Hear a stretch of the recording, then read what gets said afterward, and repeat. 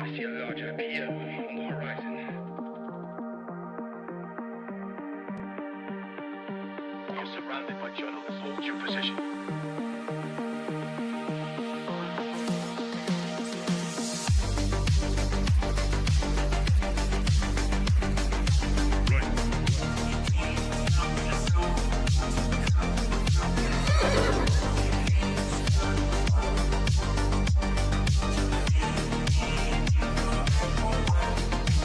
Misinformation.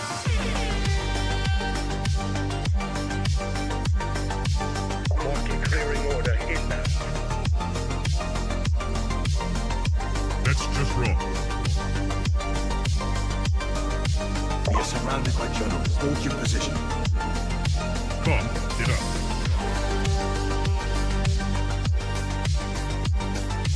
Trust the experts. Vibe coding. We are experts. Founder mode. Vibe coding. I see multiple journalists on the horizon. Stand by. Experts. UAV online. Glaze. Double glaze. Triple glaze. Double kill. Vibe code.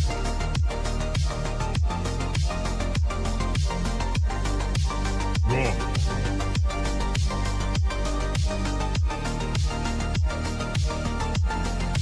Pump is up. Glaze.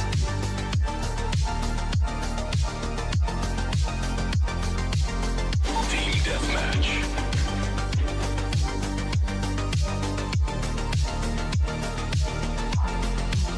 We are experts. Triple glaze. That's just wrong. Right.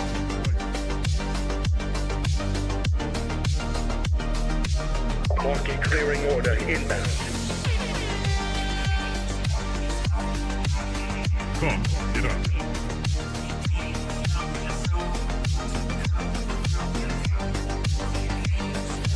We are surrounded by journalists. Hold your position.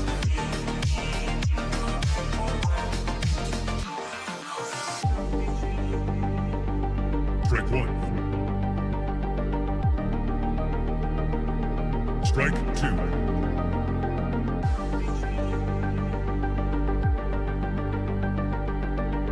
Activate global retriever mode.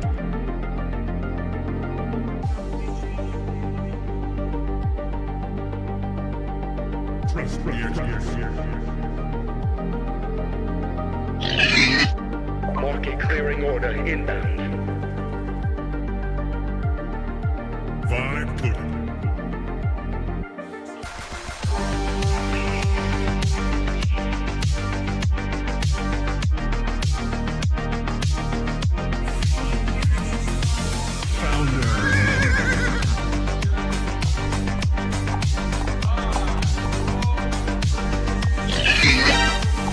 You're watching TBPN. Today is Thursday, April 9th, 2026. We are live from the TBPN Ultradome, the Temple of Technology, the Fortress of Finance, the capital of capital.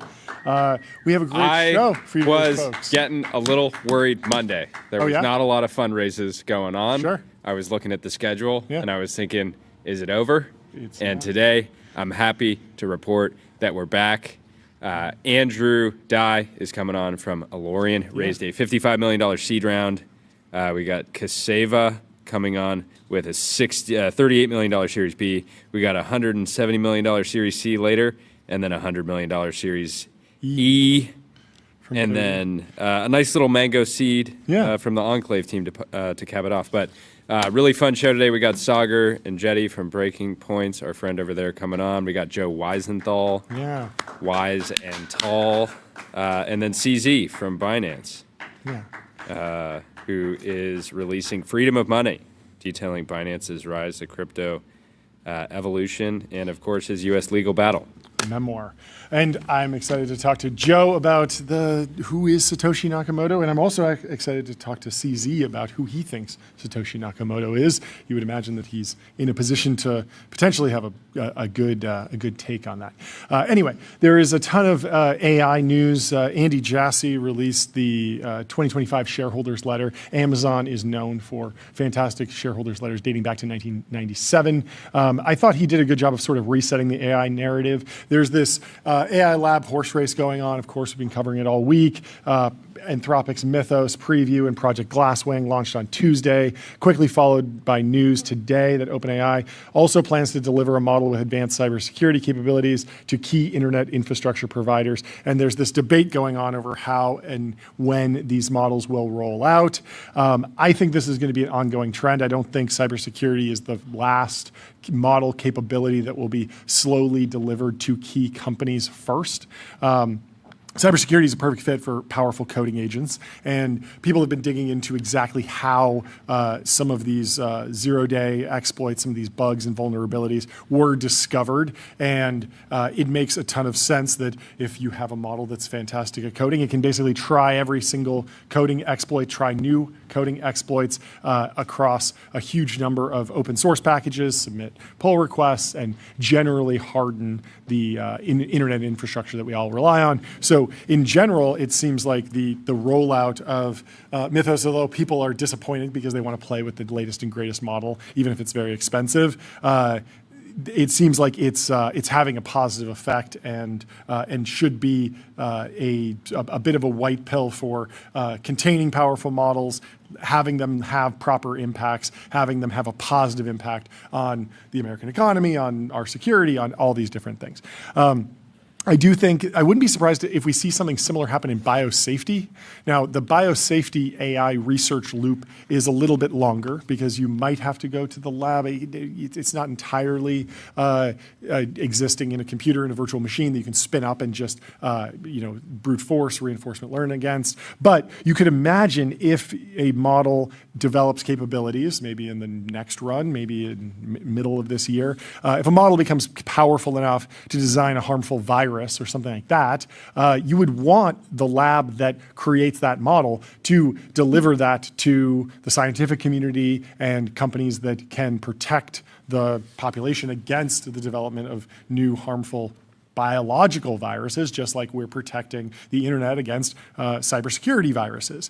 And so I'm not exactly sure where this all goes, what the other 10 steps are, but in general, it seems like there's going to be a pattern of a powerful model becomes capable of doing something that it makes sense to share with the particular community that can defend against that new capability, and then the entire community needs to make sure that that capability is carefully under control before releasing a version of that model that can still, in the biosafety example, like you still want a model that can help you learn about biology, learn about how viruses are made, how they mutate. This is important for education and augmentation of scientists from, high schoolers all the way to professionals. But the most advanced technology, it makes sense to put it in the hands of people that can actually take have a real impact on that immediately before rolling it out broadly. But Andy Jassy sort of zoomed out and was stepping back from the horse race because Amazon's a partner with basically everyone in the ecosystem and has their own models. And so he shared this shareholder letter zooming out on the state of AI, the state of Amazon's plans. And he shares a bunch of very interesting anecdotes about his personal life. So we should read through some of this. He says, when I graduated from college, I wanted to be a sportscaster.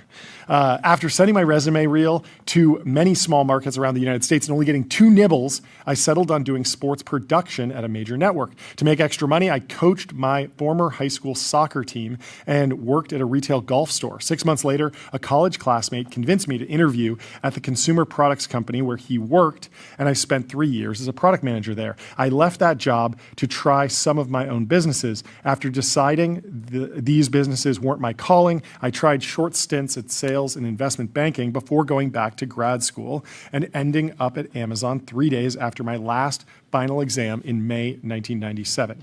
Not exactly a straight line. He says AWS followed lots of squiggly lines too. And of course, Andy Jassy is by and large, the creator of AWS. That was his major project during his tenure. And he deserves so much credit in building that business. The original vision included storage, compute, payments, and human intelligence. They had a product called Mechanical Turk where you could go and dispatch a specific task. You would have to build sort of a web UI, but it was the original data capture tool, but it could also be used for little things like manual translation tasks. People weren't really using it for customer support tickets, but data labeling. Data labeling before you really needed mass data labeling, but it was that type of business. And there was always a question when Scale AI started, like, is this just Mechanical Turk? Is this business process outsourcing? Obviously, that went on to a fantastic outcome with Meta, but it became a different thing and quickly moved towards what we see in the expert networks and data collection that's much more nuanced than a single task on demand. But AWS, this was in the vision, and they wound up pulling away from that and sort of refocusing. So Andy Jassy says some of those, e.g., storage and compute, became linchpins in AWS. Others didn't. Others didn't succeed. We didn't initially plan a database service. And when we built one, our first attempt failed to get traction. We went back to the drawing board and built new relational and non-relational databases, which have resonated well and become core to millions of AWS applications. When we launched EC2, our compute service, it was a single instance in one availability zone, Linux only, with no auto-scaling, load balancing, block storage, or private networking. Over the time, we added those capabilities in hundreds more services, and you see that when you go into the AWS dashboard. It is chock full of different products. AWS was initially attractive to startups. Companies like DoorDash, Dropbox, Pinterest, Slack, and Stripe were among many that built their businesses on AWS. Pundits said that enterprises and governments would never use AWS. Wait, what is going on here? Out of order. I'm out of order here. Let me find the actual link on here, and I'll stop reading from the paper because I printed the wrong page. Give me a second. Right here. So he says, pundits said enterprises and governments would never use AWS for anything substantive, but in 2008, Netflix, which was delivering DVDs in the mail for almost a decade at that point, decided to move all of their applications to AWS. Then came big commitments from GE, Intuit, and others. And eventually, the CIA chose AWS as their partner to build their classified cloud. Growth came fast and furious, and as it accelerated, so too did our capital expenditures, CapEx, with a dilutive impact on free cash flow. And so he's starting to make the case that there's this trade-off between free cash flow and CapEx, and this will come back when he talks about his plans for taking advantage of the AI boom. So he says, at our 2014, more than 12 years ago, AWS operating plan review, the discussion started with a senior leader at the company musing, tell me why we're doing this business? Like, why are we doing this? It was confusing, and it was very different from being an online bookstore and then eventually the everything store. But it felt different, but then eventually it started working. So he says AWS has worked well for Amazon, but a straight line, not really.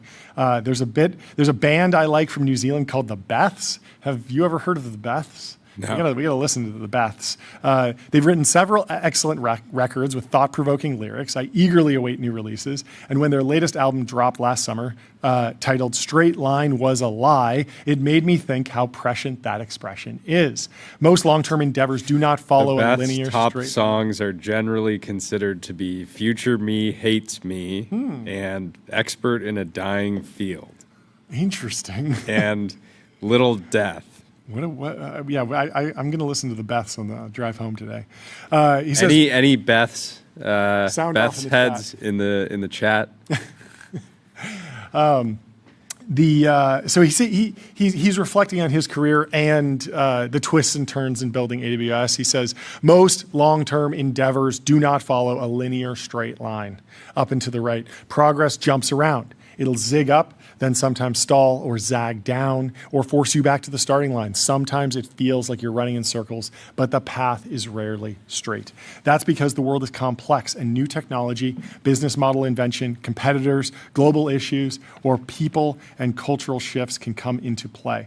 When we're in the middle of some of the biggest inflections of our lifetime, e.g. AI, robotics, space, industrialization, geopolitical and military conflict, and just as proficient golfers need to be skilled across driving, approach shots, chipping, and putting, durable companies must be adept at managing different elements of inflections.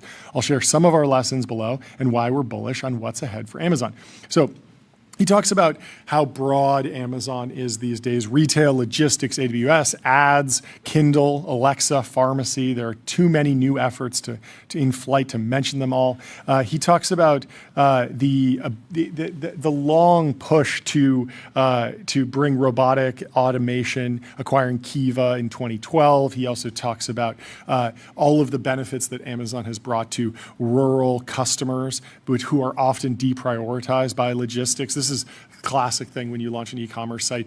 Do you apply your flat rate shipping to Alaska? Because every time someone ships something to Alaska, it's going to charge you an arm and a leg. Amazon's been able to solve it through a network that delivers over 1 billion packages each year, customers living in over 13,000 zip codes spanning 1,200,000 square miles. And he's also focusing on closing the digital divide in rural communities. So things like high-speed internet access, Internet LEO. He's been talking about Amazon LEO, the low Earth orbit satellite network. He makes this point that Amazon must be willing to pursue parallel paths when it's unclear what'll best drive the desired trajectory. He says 2 is greater than 0. When I was a kid, I used to go to New York Rangers games with my dad. I loved hockey, and it was a high-quality time together. I looked up to my dad, still do, and hung on his every word. One game, my dad noticed that one of the Rangers defensemen, Dallas Smith, had gone missing from the bench and stood up and exclaimed, "Where's Dallas?"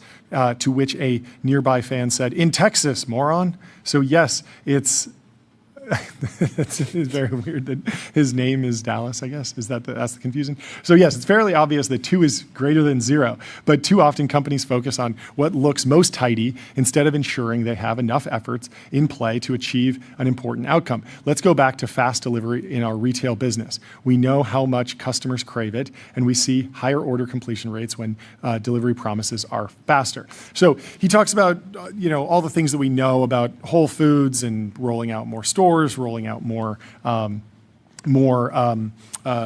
just investments in the core Amazon business. But then he goes on to talk about artificial intelligence. And he says, if there's an obvious path to changing your trajectory, take it and run.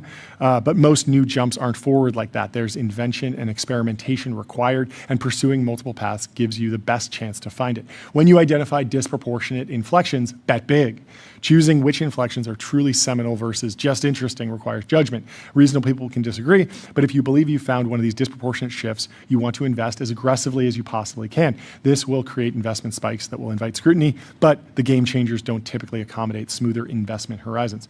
One of these seminal shifts, of course, he says, is AI. And so he says, we've never seen a technology more quickly adopted than AI. When ChatGPT launched in November of 2022, it reached 100 million users in 2 months, 4 times faster than TikTok and 15 times faster than Instagram. ChatGPT already has over 900 million weekly active users. Both OpenAI and Anthropic have revenue run rates reportedly approaching $30 billion. These are breathtaking numbers for companies this soon after their commercial launches. And he has this great throwback to Thomas Edison and the dawn of electricity. A lot of people are looking for comparisons for what AI pattern matches to. And he goes back to the first commercial power station, which launched in 1882.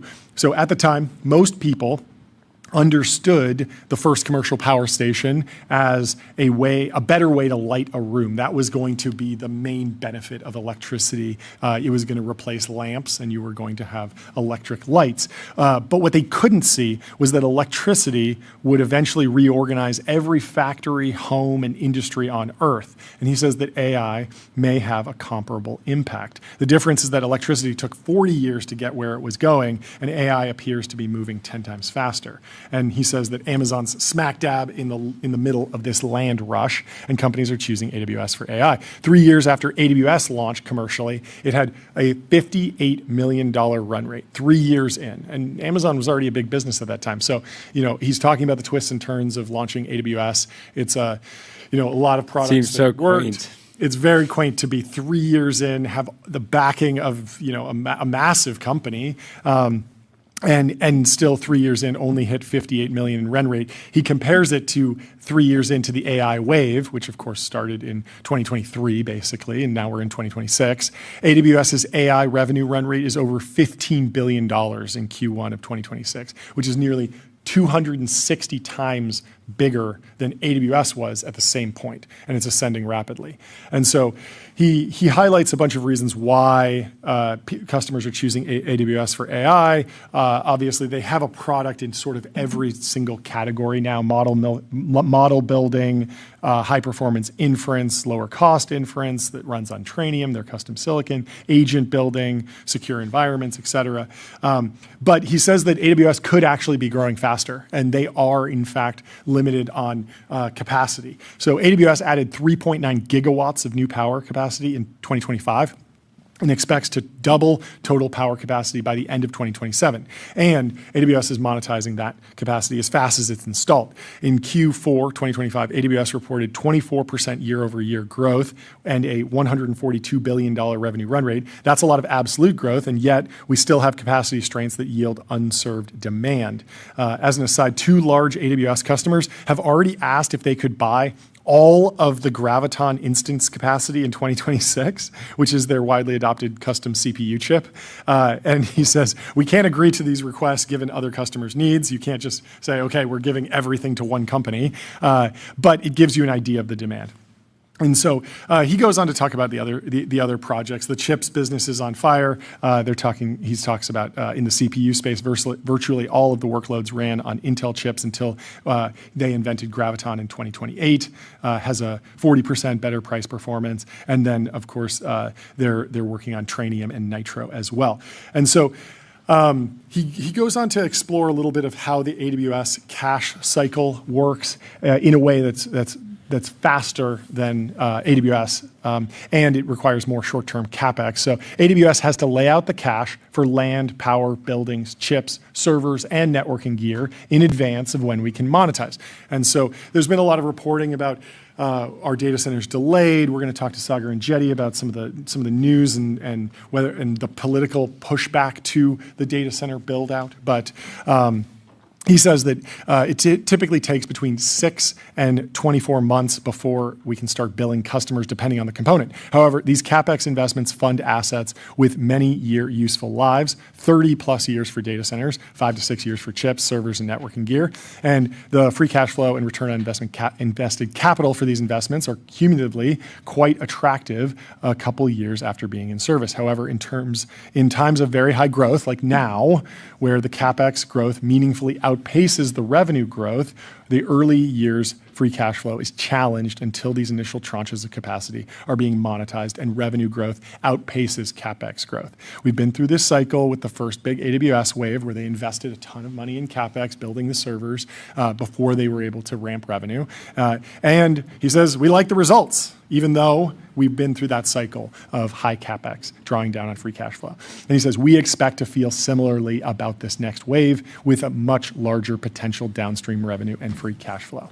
And so he goes on to talk about the super strong, but I thought it was a very good letter. Strong. Yes. Touches on a bunch of different stuff. I think this is what people wanted out of Jassy like about a year ago, right? Yeah. He was getting, people were constantly kind of chirping at Amazon leadership and wanting some kind of like basically lay of the land like this to show that Amazon had a broad understanding and actually had real leadership and was committed to being a real player. Yeah. Well, in other Amazon news, Amazon Pharmacy to offer Eli Lilly and Company's new GLP-1 pill Foundayo via same-day delivery. Sheil Monod says this thing is going to fly. Amazon is up 3%. I don't know if it's on this news particularly. Yeah, it's hard to say. Amazon's actually almost up 5% today. Yeah. And I would expect that to be because of the letter, but people tend to buy a lot of GLP-1 drugs too. So, but it does seem like a good. I mean, we were talking about this with the some of the fast ramp of that one company in direct-to-consumer GLP-1 and peptides, and there's so much skepticism about fly-by-night peptide operations. Where are they being compounded? Are they safe? Do they contain even what you think they contain? And giving consumers an option that's something as established as Amazon with all of the guardrails that they have in place feels like a very positive move for consumers. Before we jump into the next story, Jassy did share a letter to shareholders from 1997, and there was I'll read the first two paragraphs. Really to our shareholders, Amazon.com passed many milestones in 1997. By year end, we have served more than 1.5 million customers, yielding 838% revenue growth to 147.8 million, and extended our market leadership despite aggressive competitive entry. But this is day one for the internet, and if we execute well, for Amazon.com. Today, online commerce saves customers money and time. Time and money. Save both. Tomorrow, through personalization, online commerce will accelerate the very process of discovery. Amazon uses the internet to create real value for its customers, and by doing so, hopes to create an enduring franchise, even in established and large markets. Well, they certainly did that. And the letter goes on to talk about how it's all about the long term. Mm-hmm. So even back then, growing like absolute crazy, still wanting people to think in decades, and so Jassy doing that now. And they have a good track record. Yeah, I mean, Amazon's had decades of drawing down on free cash flow to invest in the future, and they've had long history of communicating that effectively to the community and to the shareholders. I mean, the level to which people miss the ads. This is never. I don't think this has ever happened before. Yeah. In the history of podcasting. Yeah. We miss the ads too. Yeah, all we have now is. Well, we need some alerts because there's a debate on the timeline about OpenAI's new cybersecurity product. There was a post that was deleted, and then Axios issued an update. Basically, the question was, OpenAI is launching a new model, rumored to be called Spud, trained on Blackwell, sort of similar, big model, lots of capabilities. And OpenAI has been working on cybersecurity products. Will they gate the rollout similarly? Are they running the same playbook? Will they take a different path? At what point will they make their models available? And people are going back and forth. And Andrew Curran is sort of clarifying here that the new model and the cybersecurity product are separate, and only the cybersecurity specialized model will have a limited release, not the new model itself. So it looks like a general public release for Spud. Dan Schipper shared some extra commentary around this. The Axios story floating around about OpenAI limiting the release of their newest model, Spud, isn't true. He just spoke to OpenAI, and it appears the story conflated two things.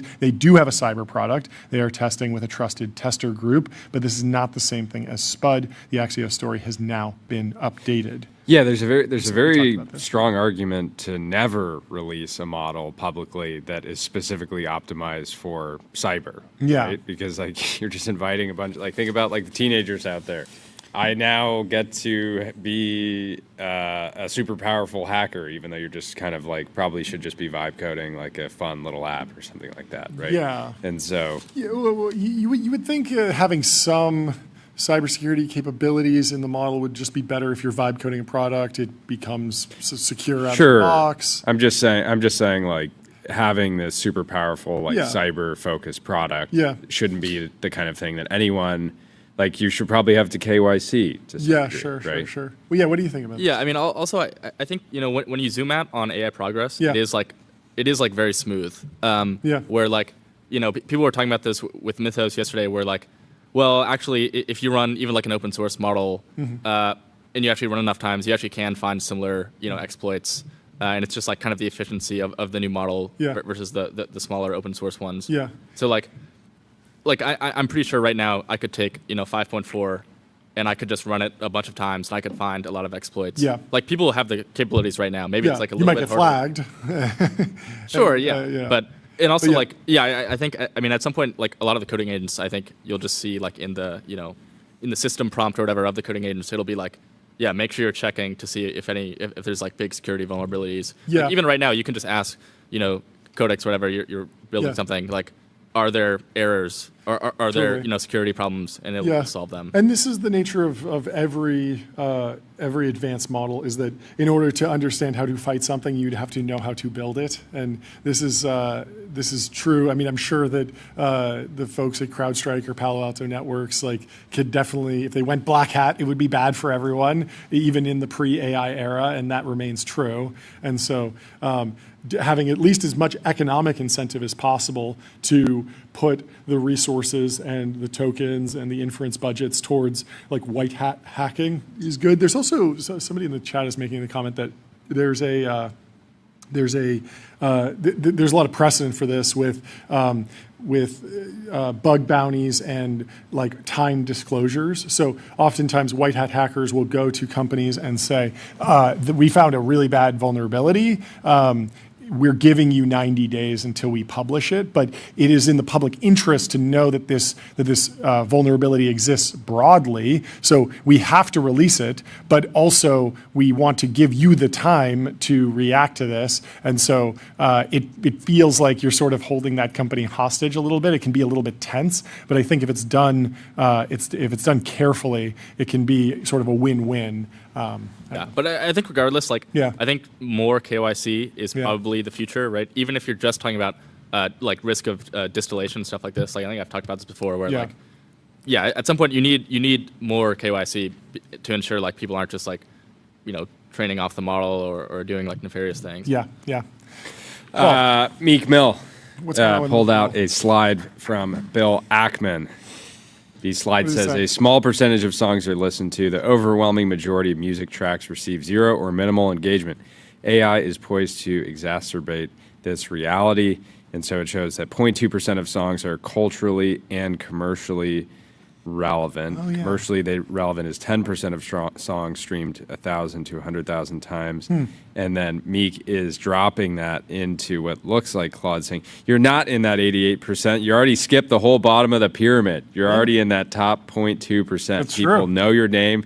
They search for you specifically. Yeah. They stream on purpose. That changes everything. You already have the hardest thing, attention. You don't need the algorithm to find you. Yeah. Your fans already look for you. So while AI is flooding the market with millions of trash songs, that nobody, this is AI throwing It's AI really under the pumped. bus. It's really- This is crazy. Your catalog just sits there collecting streams because people want Meek, not just a rap song.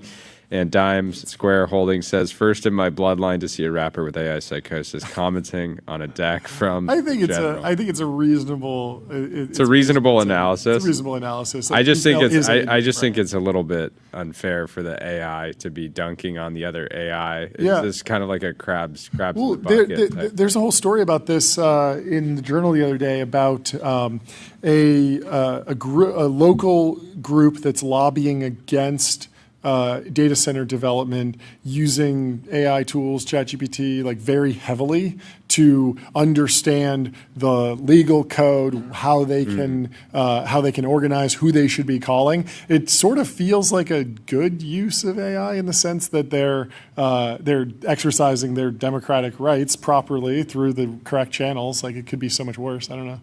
What do you think? Yeah, well, hopefully, like by using the models enough, they'll be like, oh wait, this is actually good. You know? Yeah, or like there are some parts that I like narrowly, but do we need this data center in my neighborhood? Maybe not. And, Yeah, and they can also specifically on this. I think it's interesting. Like among celebrities, it seems like rappers specifically are like really leaning in a lot more than other like types of celebrities. Right? Oh, you see like interesting. Lil Baby. Lil Baby, not Little Baby. Okay. There was a post yesterday about someone who got paid to like set up OpenClaw for him. Yeah. You've seen this a bunch. Yeah, it's just funny. Like you don't see actors Baby talking Keem, about their. Lil Baby was second after Baby Keem. Yeah, that's yes, right. That's yes. right. I mean, Matthew McConaughey had some words about AI saying. Oh yeah, when he was it's going to log in, coming. he needs to log in. Well, no, that was separate. Like, wasn't it like months? It was like months and months later. He was like, "This is coming. Like, you need to be prepared for this. You need to work alongside of it." Yeah, but he's not talking about his specific. Like, Yeah, use exactly, cases. exactly. Yeah, I guess Ben Affleck had that company, right? Yeah. Like- But Yeah, you would- Ben Affleck already got the 9-figure exit. He's good. Yeah, He but was you very- would you would imagine that that AI actually might be a useful tool for understanding the impact of building a data center in a particular community, because everyone is debating the economic impact, how many jobs will be created, what's the environmental impact, and being able to crunch through all those trade-offs so that the community gets to a net positive impact that the population can basically vote on and be happy about and say, yeah, like we made this trade-off properly and we feel like we're getting the benefit because maybe it's generating a lot of tax revenue. Maybe the tax revenue is very durable. Maybe the tax revenue is going to the right place. Is it going to a tax refund or is it going towards a project that people don't actually support? And so there's a whole other question of, for the local community, is that tax revenue meaningful? Like what dollar value do they put on new tax revenues for the city? Depends on what the city's building or doing with that revenue. Anyway, what is this post by Eigengender? Actually, that's not impressive. The concept of a Dyson sphere was already in the training data. This is like, we build the Dyson, builds the Dyson sphere, and then someone's coping and just saying like, yeah, I mean, it's not that impressive. You're just watching the Dyson sphere be built around the sun, thinking like, I'm not that important. Here's another like self-referential thing. Like, AI, should AI be used to fight data center construction? Today, Meta began removing ads from attorneys who are seeking clients that claim to be harmed by social media while under the age of 18. And so there's been, these class action lawsuits have been a big, you see them on social media all the time. Usually it's some sort of data breach or some sort of, random product that they're targeting you for. And I feel like many people just sort of scroll past them because the default class action is like you wait a long time and then maybe you get a check for $5 in the mail. But Meta has begun removing advertisements from attorneys. What is their justification for this? Lawyers across the country are now seeking new plaintiffs in the hopes of bringing a class action lawsuit that could result in lucrative verdicts. It's unclear if any of them have been backed by private equity, as the California lawsuit appears to have been. Axios has identified more than a dozen such ads that were deactivated today, some of which came from large national firms like Morgan & Morgan. Almost all of them ran on Facebook and Instagram. Some appeared on Threads and Messenger, plus Meta's audience network. One such ad read, "Anxiety, depression, withdrawal, self-harm. These aren't just teenage phases. They're symptoms linked to social media addiction in children. Platforms knew this and kept targeting kids anyway." Yeah, so Meta has something in their terms of service that says, we also can remove or restrict access to content, features, services, or information if we determine that doing so is reasonably necessary to avoid or mitigate misuse of our services or adverse legal or regulatory impacts to Meta. Just basically like, we're not going to let you use our product to take legal action against us. Yeah, I wonder where the class action recruiting will go next. It'll go everywhere else. Maybe out of home. Out of home. Yeah. Could go TV, podcast. I mean, TV, it's such a Google, broad YouTube. case that Well, YouTube is another. It's relatively easy to reach like Facebook and Instagram users. Yeah, especially It's young basically people. Everyone. It's everyone. Yeah. So they just need to cast a wide net. But it'll be interesting to see how that develops. Has anyone built an out-of-home advertising network for classrooms? Classrooms? What do you mean? Like teachers? I don't think people want to advertise to kids. No. Kidding. Anyway, the spreadsheet will become irrelevant, says Buco Capital Bloke. No, the spreadsheet is eternal. The spreadsheet paradigm is capitalism. The two are irrevocably intertwined. We were using spreadsheets 3,000 years ago to trade oxen. We will still be using them in 3,000 years. Long live the spreadsheet. And he shares a stone tablet that appears to be a spreadsheet. This is in reaction to Signal's post that Microsoft 365 and Google Workspace have maybe 4 to 5 years of relevance left simply because the document spreadsheet paradigm itself will become mostly irrelevant. It already makes zero sense to draft, review, or analyze anything without a native AI environment around it. That gap only widens over time. Most communication, including email, chat, status updates, is heading towards agent-mediated flows where humans set intent and AI handles execution.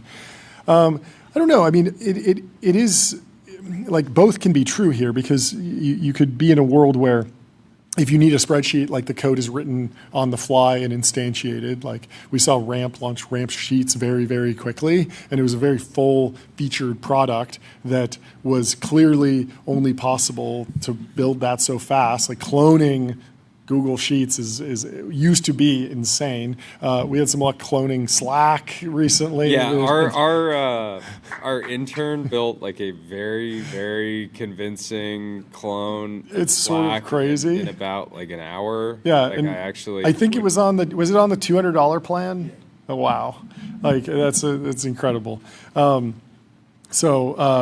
like I think there's still the question of like actually getting that to feature complete, maintaining it, really, serving it, hosting it, all of that seems like a hassle compared to just signing up on a consumption basis or a seat-based basis for a lot of SaaS. I'm still sort of, not a firm believer in like the near-term SaaS apocalypse broadly, but it does. I think the more likely scenario is that you will see software instantiated in real time. So if you're building something and it requires a spreadsheet to visualize, and you're already seeing that with a lot of the chat apps, if you ask for a deep research report or something that requires sort of building a timeline or a chart, it can write Python, it can write HTML that will. Yeah, the other thing is just giving customers a lot more flexibility around the product and thinking that like, okay, if you're buying a piece of software would be like buying like a home where you get the home and then you can make changes to it to fit your own needs over time. And so we'll see what ultimately changes, but you can imagine a world where it stops being. I forget who was on the show, but they were talking about how it was console.com talking about how instead of having like a request a feature button, you just let people build it themselves. Yes. Well, there's been some back and forth on the timeline between Nate Silver and Nikita Beer over whether or not links are truly deboosted on X. Philippe Lemoyne said, after the exchange between Nate Silver and Nikita Beer, I did a little test to check whether that was true. And to my surprise, what I found suggests that link deboosting was indeed reversed. What I did was randomly sample 15 tweets by the New York Times between 2019 and today. That feels like a small sample. It feels like you should look at maybe a larger swath there. But he computed the weekly average number of likes and retweets they got and plotted the results along with a trend line. The idea is that likes and retweets are probably a decent proxy for reach, and the New York Times only posts tweets with external links. So by looking at this, we should be able to see how many changes in the algorithm with respect to how links are treated. As you can see, it's pretty clear that starting around the spring, summer of 2023, posts with links started to be penalized, and eventually they were completely nuked until the spring, summer of 2025, when a reversal to that policy seems to have started. To be honest, this isn't what I was expecting to find, so even if it's just a quick and dirty test, it's hardly definitive proof. It's good news, and I thought I'd share the results. There is a question of like, links, yeah, there was clearly like a deboosting moment, although some really good stuff could break through. Like there were a few examples of people just posting links to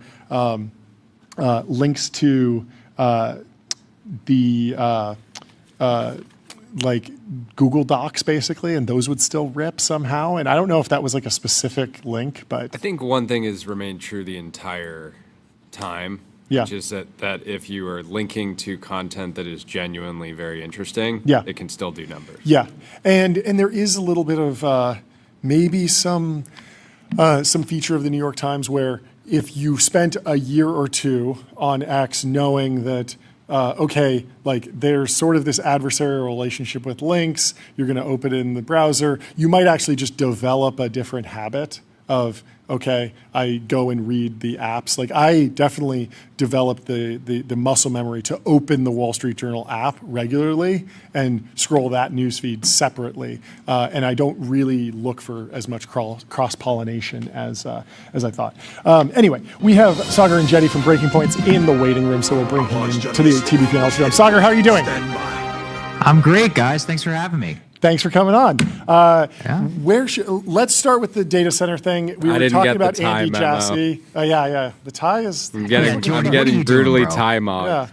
Yeah. Dude, Jordy gets an exit and immediately starts dressing like a tech asshole. What's going on here, man?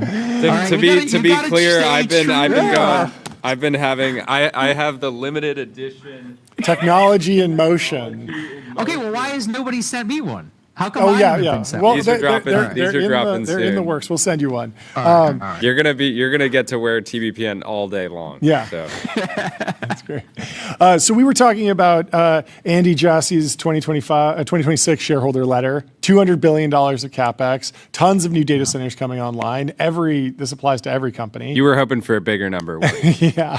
Oh, yeah. I mean, of course, as an American, I just want all of my farmland. I want all the trailer parks pushed out, and I just want to make sure that there's beautiful data centers that are just sitting on previously like taken care of, and people with generations just get kicked out. So I wanted 400 billion, 600 billion, something like that. Yeah, I mean, maybe we can start with the shape of the pushback against data centers, because it's fallen in a few buckets, but let's just start with like the big one, which is energy. What are the headline numbers and fears that people are pointing to, the case studies that people are nervous about the energy impact specifically? Well, I think especially, guys, there's a pre-Iran war conversation. There's a post-Iran war conversation. I think that's really important to say, because, who knows where the price of oil will eventually stabilize. But when you have high inflation at the gas pump and likely at least some moderate increase in electricity bills, we don't know exactly where things are going to stabilize. You're going to have a lot more cost consciousness whenever it comes to energy. Now, especially in the midst of a data center conversation, I know that the pro-data center people are always telling us, don't worry, it doesn't actually impact your electricity bill all that much. Nonetheless, there is a feeling there. And John, I just sent you that story this morning, which is very interesting. My colleague, Emily Jasinski, actually talked to me about this, but a Wisconsin city has now been the first in the nation to actually pass an anti-data center referendum. And so the ballot measure is basically the last thing that the voters in that town felt that they had at their disposal to effectively ban the entire city from approving any of these new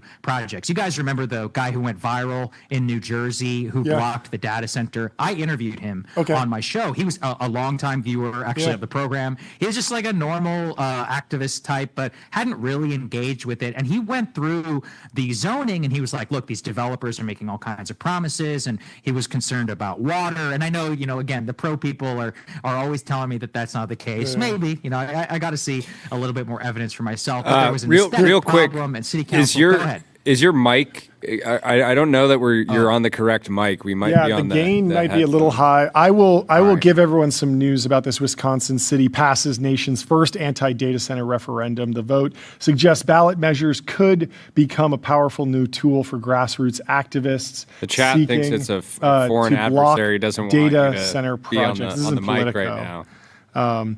Let's hear if it sounds any better now. Is it a little better? Turn the gain down. I think that's great. There we go. Thank you. There we go. Amazing. Yeah. Okay, so is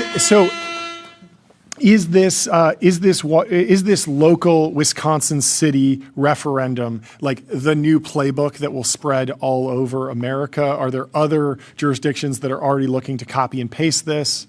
How do you think this? Where do you think this goes? I definitely do think it will serve as a model, especially as other. Remember, this is really a bottom-up phenomenon. So it's really at the community level. And here in the state of Virginia, where I live, 40% of our power is actually consumed by data centers. And so you've seen organic pushback. It became a major issue in the gubernatorial campaign. Both the Republican and the Democratic candidates were against data centers. And a lot of the candidates are seeing all of the energy. I'm sure around this, I'm saying at the community level. I'm sure you guys also have seen all of these viral videos. I referenced the one more recently of this trailer park, which is being basically told they have to go out because they're going to build a new one. There's the famous one recently, I think it was in Kentucky, of a woman I think she was offered like $20 million for her land. She's like, I'm born on this land. I'm going to die on this land. So I really think that this is one of those bubbling political issues, which no major politician, maybe Bernie Sanders, the only one that I've seen which has been willing to like jump on top of it. But I think it's going to be a major issue in 28. I think in 28, both candidates are going to have a data center a platform. Maybe the Republican one, depending on who it is going to try and square the circle around GDP. But I don't think that voters want to hear anything about it. That's just my personal opinion. Is the sense in Virginia that Virginia would be better off if the state had never had a data center? Well, it's complicated. Remember, we're full of a military-industrial complex, but don't forget this. We had Amazon. Remember when they were going to leave New York and they were going to come here? They're actually going to come near where I live. It really didn't work, and there's a lot of local op-eds. They're like, hey, we didn't get all the jobs that we were promised. Virginia threw all of these tax credits, and so people do feel really taken advantage of, I think, especially by Amazon here in Northern Virginia. But look, the backbone of our economy is always going to be the military-industrial complex and all of these like ridiculous server farms that serve the CIA and the Pentagon. But I mean, in Oregon, I think it was 30% of power in the state of Oregon is being used by data centers. There's like 20% in a few different states. Virginia is definitely, we were the highest in the nation. But I can tell you at the organic level, Fredericksburg, more of the rural communities where there are the new projects that were being looked at, all of those city councils, people were lining up for hours to campaign against this. Same thing in New Jersey. People lined up for, in the middle of the night. And I've talked about this before. Guys, do you know what it takes for a voter to actually care? You can barely get people to come out for election day for the president. Now, to come out for a local meeting against zoning, usually that's just really old people. This time, people are bringing their children. They're sleeping in the room. They're waiting all night just to be able to speak. What is your advice for the data center developers out there? Because certainly, I like you feel you don't think that we should just not build any data centers. It depends. I don't know. I mean, I'm becoming more radical as times go on. And so maybe we do just need a Butlerian jihad. I'm testing the limits of your editorial independence, by the way. Shout out to you, Sam. But I mean, look, I'm not giving any advice to the enemy. I think really what I would say to the tech community more generally, and John, you and I have talked about this, is just prove to me that this is going to make my life better. And stop talking about all these scary things because I'm starting to believe you. In fact, I do believe you. What is this new Claude news that their new model is so scary? They have to pre-release it to the cybersecurity companies so that they can develop. So that the new model can develop defenses against itself. We're very much with you that the fear-based marketing needs to stop because it's not helping anyone. Part of the whole backlash. But I don't know, guys. I mean, Jordy, you have always made the case, and maybe you're right, is that that's a great way to fundraise. Every time the company that bought you wants more money, they have to go and be like, look, we're changing the world. We're going to destroy all these jobs. But I don't know. I mean, for let's say like with Anthropic, I feel like he believes it. My point was that it was very effective when there was no revenue in the industry, right? And it was kind of this kind of far out idea. Nobody had like a magical experience with AI. They hadn't had like a question, didn't have anyone to ask it to, and then asked AI the question, and they got a good answer. Like when the average American had not had a very cool experience with AI, they hadn't generated an image that was, photoreal or gotten help with their homework or help with, writing, any of these things that like now everybody has had the experience of. It clearly was necessary to kind of marshal enough capital for a bunch of upstarts to be able to compete with the biggest companies in the world on this, like the Googles of the world. And I just think at this point, I made the case at the end of last year where it was like, we need to stop. I think we need to stop this as an industry, because why would average American be excited about this if you're just trying to give them, Terminator nightmares?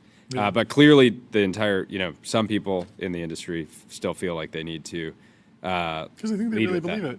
Yeah. No, I think they believe it. I'm with John. Like, I feel like Dario believes it, and he just goes on every podcast in the world and says it like over and over again. And at a certain point, especially like with the new Claude news, I'm like, dude, maybe I should just believe you.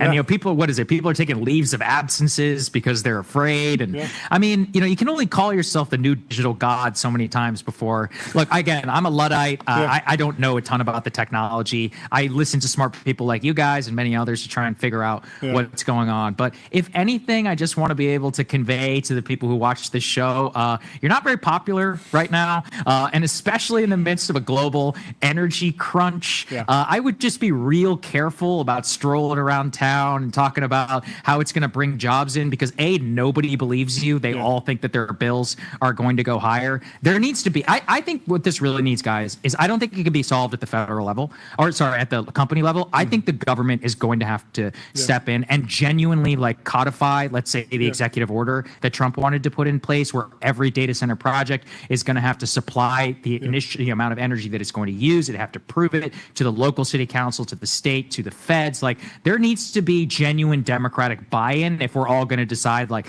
this is cool for us. And I'm not sure really that the tech companies are ready for that. Although maybe Sam is. You guys saw his new social contract. I was going to do a segment about it on my show, but I didn't have a chance because of this entire Iran war thing. But I mean, look, clearly he can foresee what the problem is. I don't really agree with some of the stuff he laid out, but anyways. Yeah, it was notable. So Demis had an interview with Harry Stebbings this week. It's just 30 minutes. You would probably appreciate it, because Demis is one of the godfathers. And he even was kind of talking about potentially, one solution to this is like sovereign wealth funds, like investing in the labs, getting a piece of it so that every sort of citizen benefits. I thought that was notable because it was, Google and the Gemini team is the most heavily funded lab in the entire world, and so we'll see how this stuff works out. On the data in Virginia, Tyler on our team just dropped a truth nuke. He said in some localities in Virginia, 31% of total local tax revenue is from data centers. Is there like, do you think that like I guess like part of what I'm trying to wrap my head around is like, it seems like there are plenty of places in the United States where that putting a data center somewhere that would generate a huge amount of local tax revenue would be a net positive, right? Maybe. And I believe that you're right that individual areas should be able to decide, is this an industry that we want to support? Is this an industry that we want as a part, like, personally, do I want, people, drilling oil, 10 feet from my property line? Like, probably not, right? But there are places in the United States where people have decided we're going to drill for oil here, and we're going to, be okay with those trade-offs. And so I think I generally, I've said this before, I think there's a lot of reasons for somebody to, like, citizens need to understand, okay, what is the benefit of putting this data center in our county, in our town? And it needs to be, there needs to be some positive benefit for the local community. And so I think we agree there, because it's not going to be using the models because the data center could be halfway around the world or in and space. You still get access to all the AI tools that you want. It doesn't need to be in your backyard. And so but I believe that to Tyler.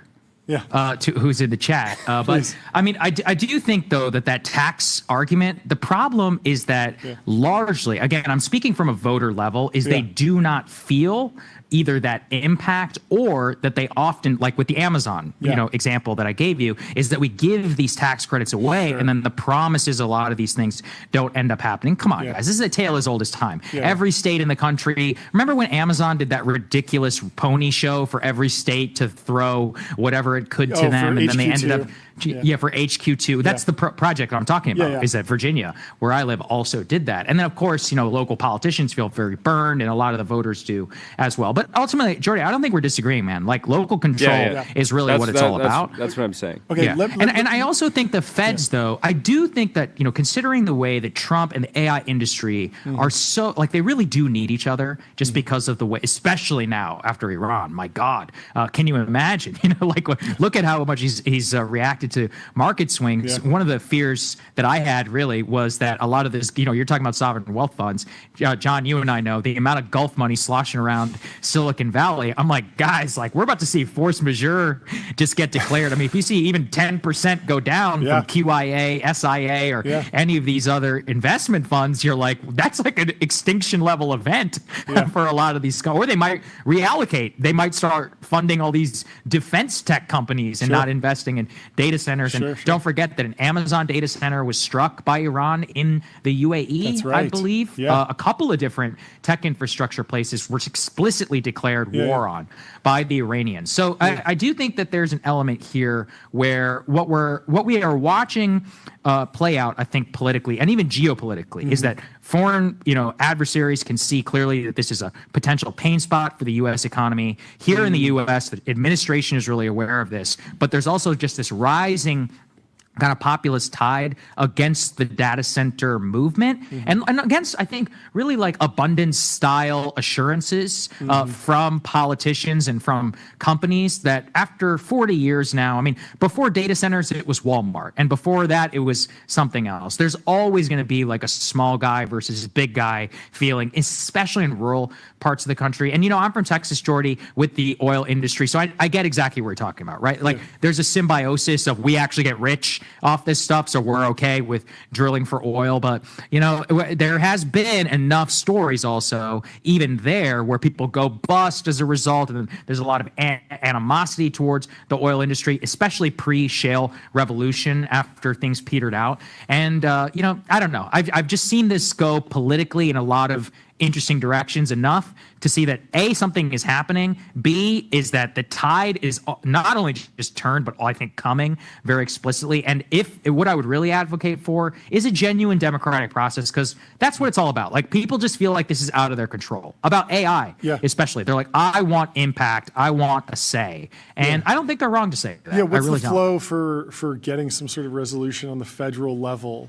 Is that like a new bill or something? Or like, obviously this is going to happen after the midterms, but then, and it's going to try and tie a bunch of these different questions in a bow around safety and cybersecurity and data center build outs. Like, is there a world where a good data center exists in the sense that it supplies its own power with clean energy? It's not an eyesore. It's either buried or covered in trees or beautifully designed, and it doesn't have any environmental impacts. Like, is there a world where someone could get behind a data center at that level?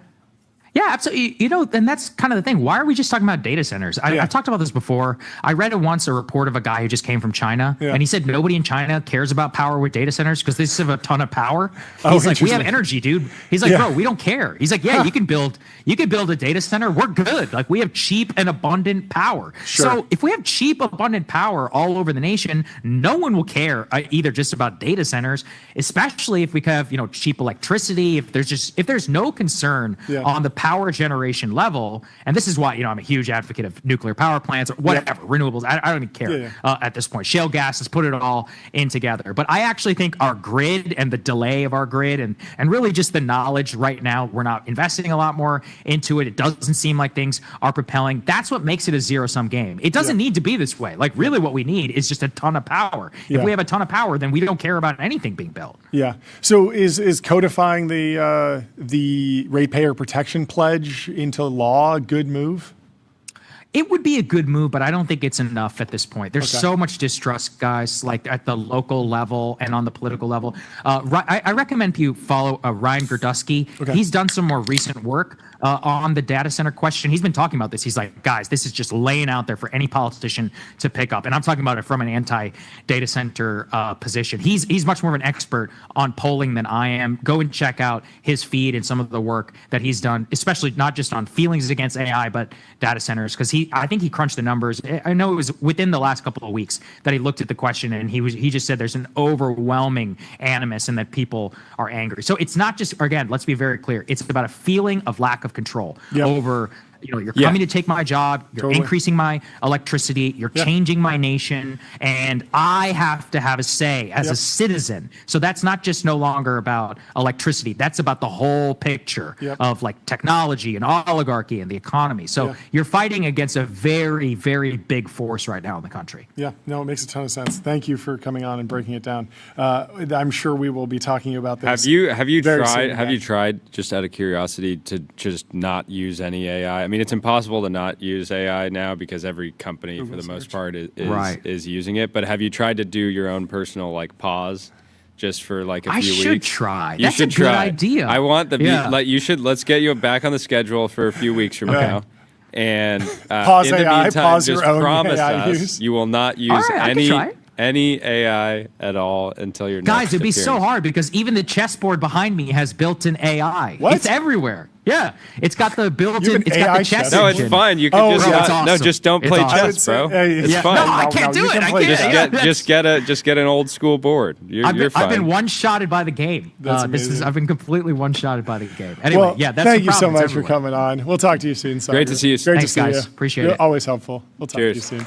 Up next, we have Joe Weisenthal from Bloomberg and Odd Lots here to break down the New York Times analysis of the strongest Satoshi Nakamoto candidate. Joe, how are you doing? Look at that. I'm good. Look at that sweater. Yeah, what do you think? You look fantastic. Incredible. I love the green. Incredible. You think the green works? Green here. Green is great. And Okay, the collar that's right. coming out the top. Yeah. That's actually what I meant. When I said, "What do you think?" I was like, "Oh, actually, I'm wearing TBPN green for you guys." Exactly. So, it's perfect. yes, glad you guys noticed the gesture. Yeah. But, Well, welcome I'm great. back. It's nice to see you guys. Is Congratulations. the New York Times the most underrated company in the world? Yeah, of course. It's the most underrated tech company and the most underrated news company. Gaming. The number of haters the thing though is, to be fair, that's the hater comment. Like, it's just a gaming company. But look, it's extraordinary juggernaut of both tech and news, and so many people have some sort of criticism of it or whatever and find a reason to hate it. And everyone can find good reasons to complain about the media. But it keeps on winning in ways that I've certainly been very surprised about. So I was really excited. I know a topic at hand. This is one of my favorite. Satoshiology is one of my favorite topics. I was super excited to see that they took a stab at finding out who it is. Did you have a candidate in mind before this piece dropped? Had you watched the HBO documentary that actually pointed to a different suspect? Yeah, I've read a lot. I actually didn't watch the HBO documentary in part, I guess, because it was just so heavily criticized, et cetera. That I was like, maybe I don't need to watch it. I had often found the Nick Szabo. He's one of the candidates. I'd heard of I that had a lot. always found that one to be fairly compelling. Yeah, me too. And on my first read of the New York Times piece yesterday, I thought it was about Adam Back. I knew he had been in the mix. Yep. It struck me that most, the piece didn't have a smoking gun, right? And that's sort of what we're all waiting for. We want that smoking gun, whether it's some sort of digital signature or an email. It didn't have that. It was sort of, a lot of it was sort of linguistics, he makes its and it's wrong or hyphens wrong. I make those same mistakes too. I don't know. Everyone makes those mistakes. So I wasn't totally convinced. Yeah. But then I read it a couple of more times over the last 24 hours. I read it again right before I came on this because I wanted to be prepared to chat with you guys. And I've been upgrading my odds that it is Adam Back. John Carreyrou has correctly identified him. Yeah. What have you worked with any journalists like John Carreyrou before? It feels like such a lost art, and it's so delightful when someone has a chance to. It seems like this was reported for a year or more. He had the space and the breathing room. No, I love it. And like I said, whether this was right or wrong, this is one of my favorite topics. And it is one of these things where, over the years, a handful of journalists have I can be the one to crack this, which actually brings to my mind one of the more fascinating aspects of Bitcoin, period. Yeah. Which is, it's amazing to think that, like, okay, here is this thing. It's kind of like a digital gold and so forth. It's a new kind of money.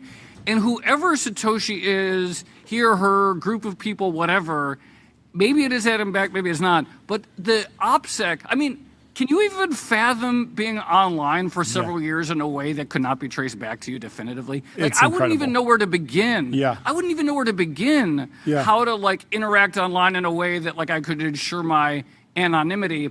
And I think one of the fascinating things about Bitcoin is that it does have, like, this founder, creator myth, this sort of the divine birth by this entity that left almost no earthly trace is as much as a fascinating part of the story, almost as Bitcoin itself is a technical accomplishment. Yeah, and also just the fact that then Satoshi, it wasn't an effort to remain anonymous in perpetuity. It was like then Satoshi went dark and nothing's moved on the wallet, and it's just been this that's obviously fueled the theory that that potentially Satoshi passed away or something. Yeah. So here's a question that I have. So one of the stronger arguments, or one of the pieces of evidence that the article in the New York Times points out, is that Adam Back, it's well known, he has a long history with the cypherpunks. He'd been interested in privacy and digital money for a long time, going back to at least like the mid-90s, et cetera. He had invented Hashcash, which was, which basically laid the foundation for proof of work, which of course is elemental to mining. So he was like right there. Now, one of the arguments that the piece makes is Adam Back like disappeared, didn't have much of a digital trace in those first couple of years when Bitcoin was taking off. So maybe that was when he had slipped into Satoshi mode. On the other hand, there was no way that anyone in 2008 or 2009 or 2007 could have known really what a gigantic phenomenon Bitcoin was going to be. Why, Adam Back clearly was very comfortable talking about many of his projects under his own name. He talked about Hashcash. All of these people had been talking about their work in applied cryptography for years under their own name. So not having been able to know how big of a deal Bitcoin was going to be, why would this particular project suddenly, he would like have the foresight to like, I have to be pseudonymous for this particular project. I don't totally understand why someone who had like talked about digital money for years under his real name would have had reason to think, okay, with this project, I'm going to have to talk pseudonymously or anonymously. That is not entirely obvious to me. Like, again, in retrospect, like, sure, like in 2026, we can look back. Yes, it makes a lot of sense that this person would have like the pseudonym aspect. But when it's just a bunch of people part of a community trying to solve the problem of P2P payments who have been using their names, why suddenly, like, when these pieces come together this way, would the creator feel impelled to be private in a way that they didn't feel impelled to be private with all the other Bcash, Hashcash, digital gold, et cetera? That's not totally obvious to me. Well, the way that, honestly, the way you're talking about it is I'm becoming more suspect that it was, in fact, you. No. Well, so this is wait, John. It sounds like you don't find this compelling. No, I just I feel like after watching a number of projects sort of sputter, where they did have a specific founder that could be just not even attacked, but just like the motivations of that individual could be questioned, and there's so much like risk tied to like a single person. It doesn't strike me as that crazy. I mean, clearly someone went anonymous, right? Yeah. One exercise is like, is there a person that if it came out and we could determine that it was actually entirely factual that this one person.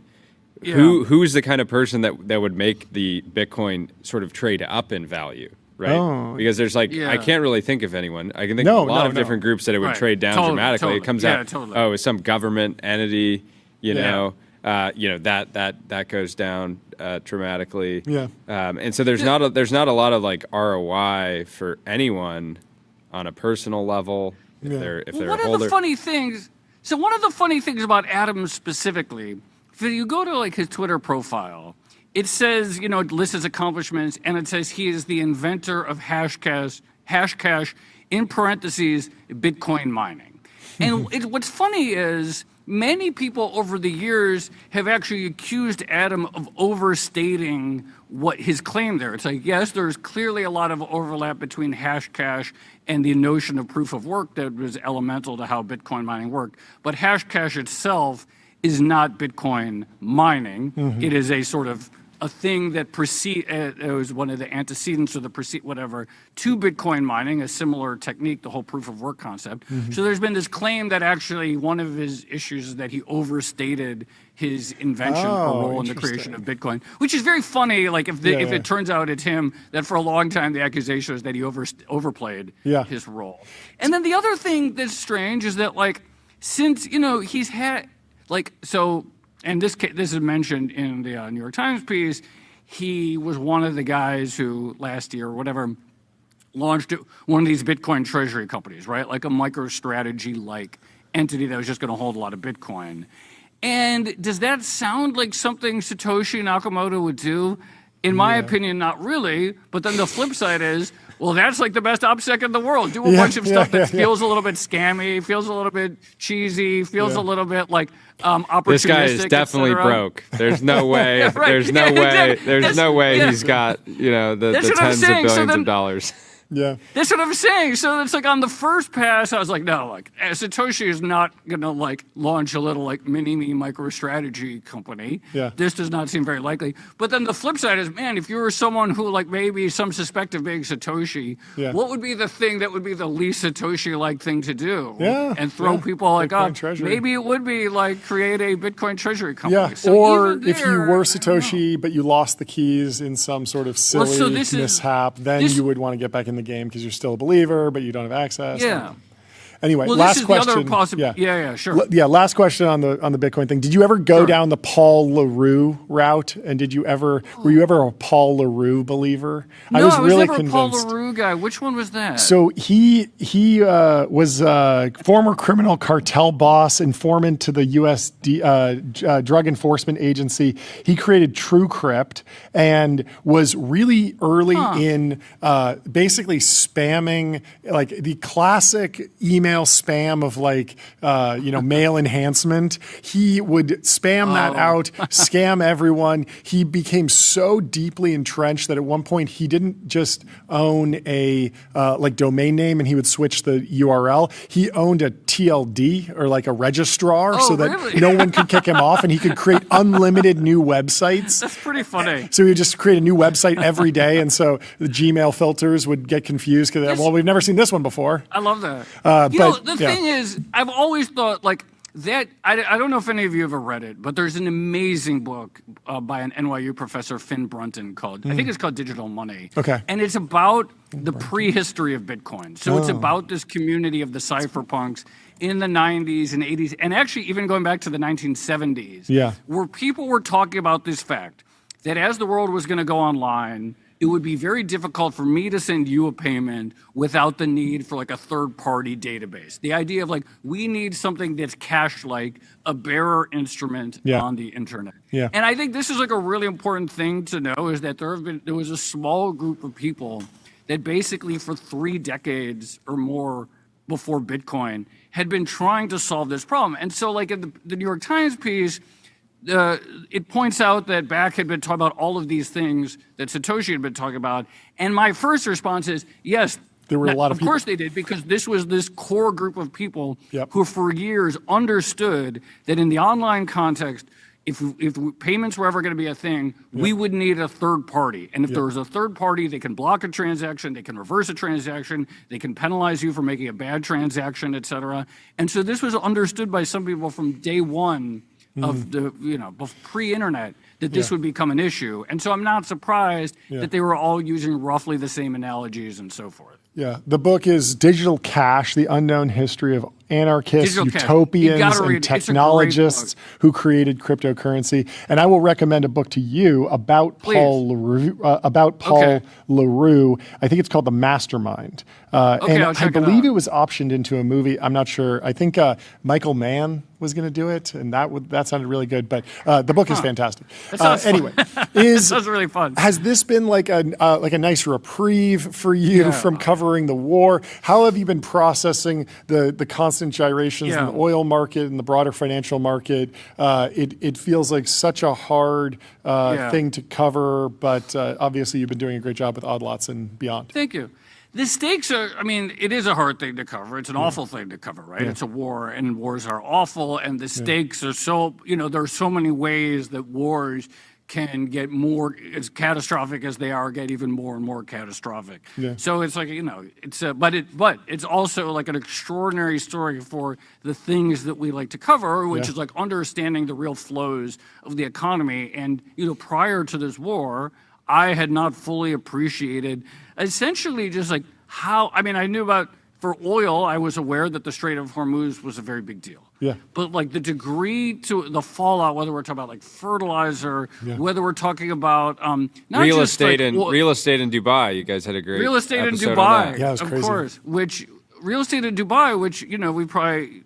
You guys probably know more people than myself. It's camping out to Dubai for the low taxes and stability, and then suddenly, you're like, oh, this could be. Honestly, credit to Americans. Like Dubai has just not been that popular. I think it's different. Like, I think it's more more of a effective if you're European British. It's very much European thing. When I was out there, I mean, it very much is like a melting pot. I've been there a couple times, and very limited number of Americans, and the Americans that are there for the most part, aside from on like scheduled fundraising trips, are not really in the same type of like business community that you and I are in.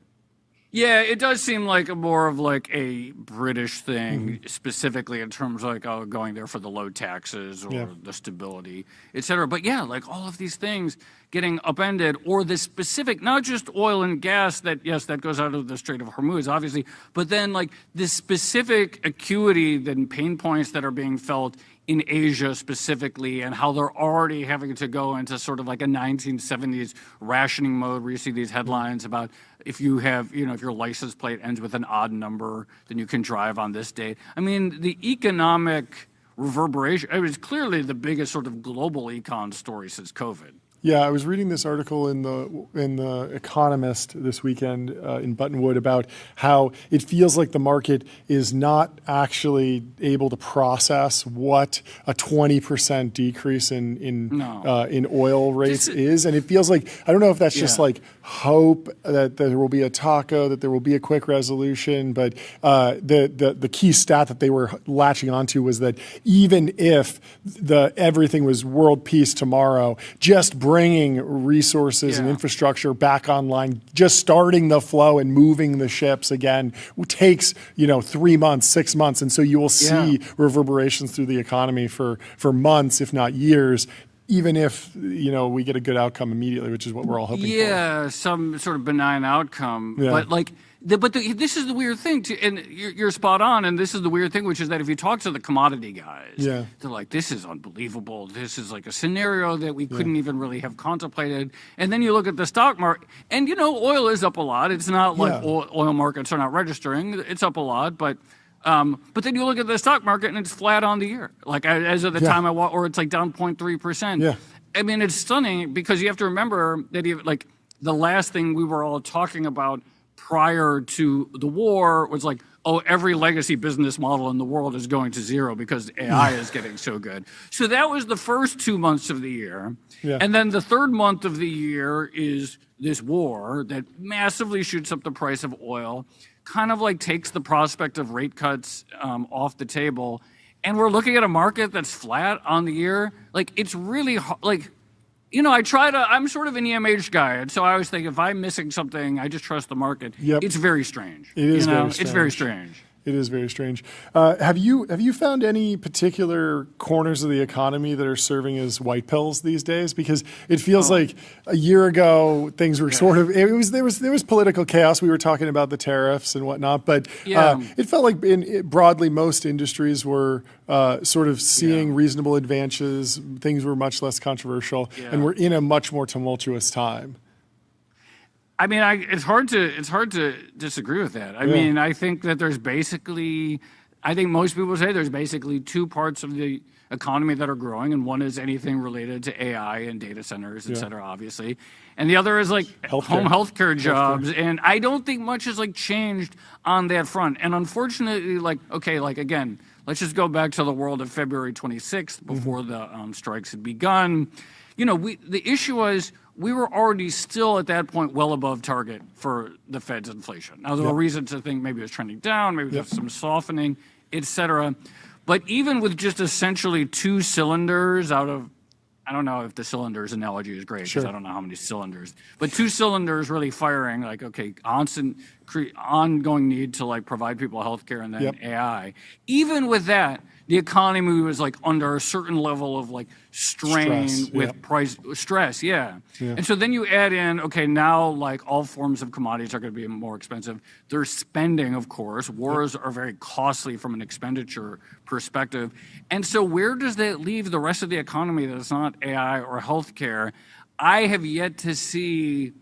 I don't know. I'm certainly not feeling white-pilled. To the extent maybe the closest is like, look, I would say there's still evidence a little bit out there that, for example, that we're not seeing the evisceration of tech and software jobs the way some people might have anticipated. And there continues to be like evidence like, oh, actually, like that's sort of like the economist optimism that maybe AI will create demand for software engineers because there are more things that can be softwareized. I actually think maybe that's looking okay, that thesis. And so it's white pilling in the sense maybe we don't have like the total evisceration of the sort of the labor market, like that part. Totally. We actually got a good jobs report last week on the Good Friday report. So like there are things and we trust all the jobs reports now. we could definitely lean on. The revisions have been a little tumultuous for me. There have been a lot of revisions. It's very tough to measure the economy, but I salute our brave statisticians at the Bureau of Labor Services. And we did talk to some other folks who were looking at like private market data, payroll data, and there were green shoots there as well. So I'm optimistic that holds. I've heard the most optimistic take about just more companies building more new things. We've built a bunch of internal tools here. The actual like NPS score for most AI apps is actually very high, even though AI as a concept polls very poorly. So there's this difference there. Wait, what does the NPS stand for? Net Promoter Score, or like approval rating. So like people might give ChatGPT directly like an 80% approval rating, and it has like a lot of good reviews in the App Store, for example. And if you just ask them about that or what they're building with Claude Code, they'll tell you an amazing story of some custom software that they built for their business. That they would have had to spend $1 million on a consulting group to do it, and it maybe would have been really tricky to get it to math out. But then they'll just tell you like, oh yeah, we needed this dashboard and we just made it in a day or a couple weeks with a couple people. So people love their specific things they built, but then it's like, they hate the AI abstract. is terrible. Yeah, they hate the abstract. I mean, look, I think this is actually seems to be a recurring phenomenon. People have even over the last several years, to some extent, said this about the economy generally. I'm doing okay. My financial situation is actually fine. But the economy is like really terrible. So it would be kind of interesting, like if maybe there was a pattern that we're seeing across domains where, everything else I like AI, I like how it's doing, I like this thing I built, etc. It's all terrible. Maybe that's just sort of like a general disposition that people have towards a lot of things. Yeah, it's the Kyla Scanlon vibe session concept. And like maybe they're happy in their media. Maybe they're happy, or they're happy in their relationships, but they're like, but dating for everyone else is a total wasteland. Totally. Jordy, maybe that's actually kind of a thing these days. Last question: any prediction market predictions from your side? What do you think? We had an episode. We have an episode out today with Tomas Petterfy, the founder of IBKR, which is also one of the most impressive trading entrepreneur. They're getting They're really getting into prediction markets. So I think my prediction is that it's not just going to be like a 2-entity race for that much longer. I think as it gets bigger, there's probably too much money to be left on the table for it to just be these two companies that most people had never heard of up until like a year ago. Yeah. No, makes a ton of sense. Well, thank you so much for taking the time to come chat with us. Nice to see both of you. Great to see you, Jeff. Take care. Thank you. We'll talk to you soon. Cheers. Our next guest is Andrew Dye from Alorian. He's the co-founder and CEO with a big raise coming in to the TBPN Ultra Dome. Let's bring in Andrew from the waiting room. Andrew, how are you doing? Hi, good, thanks. Thanks so much for taking the Great to time have you on. join us. I would love to hear a little bit about your background. Maybe we should start even before Google Brain and DeepMind. What was your academic track like going into tech? So I grew up in the UK. I lived in Manchester and Sunderland and London, all across following my dad's work. And then ended up in London, did my high school there, went to the University of Cambridge for computer science, and then I went to the University of Edinburgh for my PhD in AI. And what did you work on when you were at Google? At Google, I worked on a whole bunch of things. I worked on Google Now, I worked on Smart Reply and Smart Compose. Oh, wow. But really, I had a paper about 12 years ago where we proposed language model pre-training and supervised fine-tuning. And that's the paper that all the GPT papers cite. And here we are today. Turned out to be a big deal. Yeah. Yeah. Did the wait? Yeah, sorry. I don't know if you're going to dig in deeper there, but at the time when you were writing that, how much conviction did you have around the paradigm? Did you expect and scaling laws in particular? Yeah, I knew it was going to be something big, and I could tell because when I was giving my poster at NeurIPS that year, one of the inventors of like LSTMs, which was the biggest model at that time, they said it just works, like the method just works. And then I could tell, there's something happening here, but I never imagined it would get to this scale, and I never imagined I'd be doing it for more than a decade. Yeah. So did you go to NeurIPS this last year? Yeah, I did. How has it changed? How has it changed? It's all LLMs now. All LLMs. A lot of language. And VCs, a lot of VCs sneaking around too? Yes, a lot of VCs, that's right. Well then, take us through this company, the decision to launch this company, what you're thinking needs to be different about the current strategies employed by AI labs. Yeah, so our company is built around visual reasoning as a first-class citizen, multimodal reasoning. So looking at all the labs, you see there's a lot of focus on text, on language. That's been very effective, right? We have new paradigms in cybersecurity right now. But the visual capabilities are kind of getting left behind. And there you have problems where the models are on visual problems are at the level of like a preschooler. Of like a 3-year-old. Can you give me an example of that? Yeah. What does that look like in practice? Yeah. So in practice, you can tell these models to generate a pool table, and they will make a perfectly good-looking pool table, right? But if you ask them to count the number of balls on the table or count the number of bottles in a bar, then they will just hallucinate. They'll be off sometimes by a large amount. Yeah, so I've seen sometimes the reasoning models will ingest an image and then wind up writing a bunch of like Python code to basically like count pixels and do things like very much not the way I would imagine, the way a normal human would process counting something. At one point I was asking to estimate the height of a desk, and it was writing all this math to sort of manually try and understand the size of things, which meant it was a reasonable approach. It wound up just being a normal size table, which was sort of underwhelming. But how are you thinking about the actual development, what you want to do differently? Are you focused more on a new architecture, new data sources, more scale? What's the shape of your strategy here? Yeah, so we are basically a full stack team. We have experience with pre-training, data, multimodality.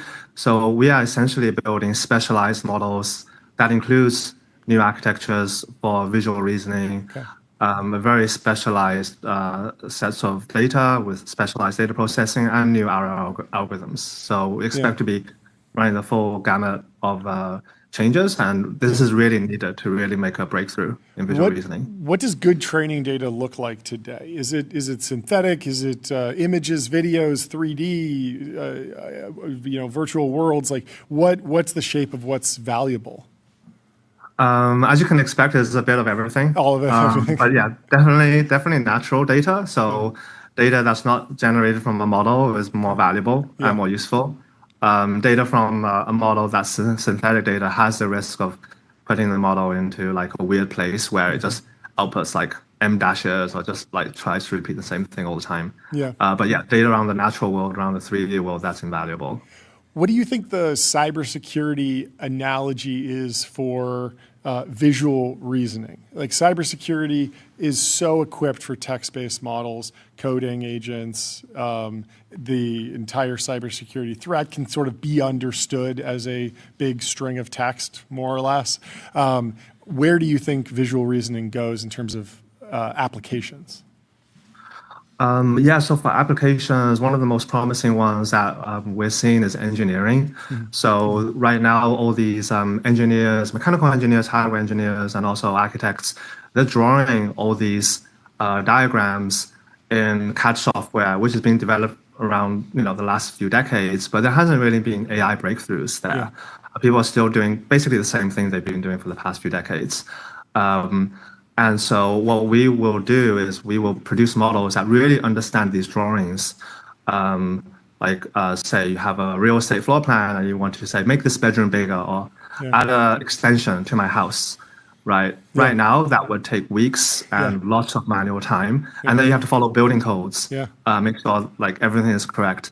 And that's because there's not really any reasoning in our visual reasoning in our current models. And so we think there's a huge potential. One of the hardest times we've ever laughed on this show was reacting to a floor plan that was generated by AI, and it looked so high fidelity. Every line was perfect. It didn't have any of the fuzziness that you've expected from earlier models. But when you dug in, it made no sense. There were like 12 toilets and 2 baths, and it had one big. It didn't really understand the problem. So very exciting. Well, you raised some money. Tell us about it. How much did you raise? We want to hit the gong for you. Yes, we raised $55 million. Congratulations. From who? And that's from Striker Ventures, Menlo Ventures, Altimeter, and NVIDIA, and 49 Palms participating. And we have some great angels there, including Jeff Dean. Jeff Dean. He's been on angel investing tear. It's really exciting to see. I mean, obviously he's a legend, but he's clearly very optimistic about all these different approaches going forward. So very excited. Well, thank you so much for taking the time to come chat with us. Great to meet you, Andrew. We'll talk to you soon. Talk to you soon. Have a good rest of your day. Cheers. Up next, we have Lumini and Kasava Dinakaran in the waiting room. We'll bring him in to the TBPN Ultra Dome. They have raised a $38 million Series B to scale AI automation for health systems. How are you doing? Good to see you. What's going on? Doing great. Great to see you both. Great to see you. I believe it's your first time in the show, even though we've met in the past. Please introduce yourself and the company.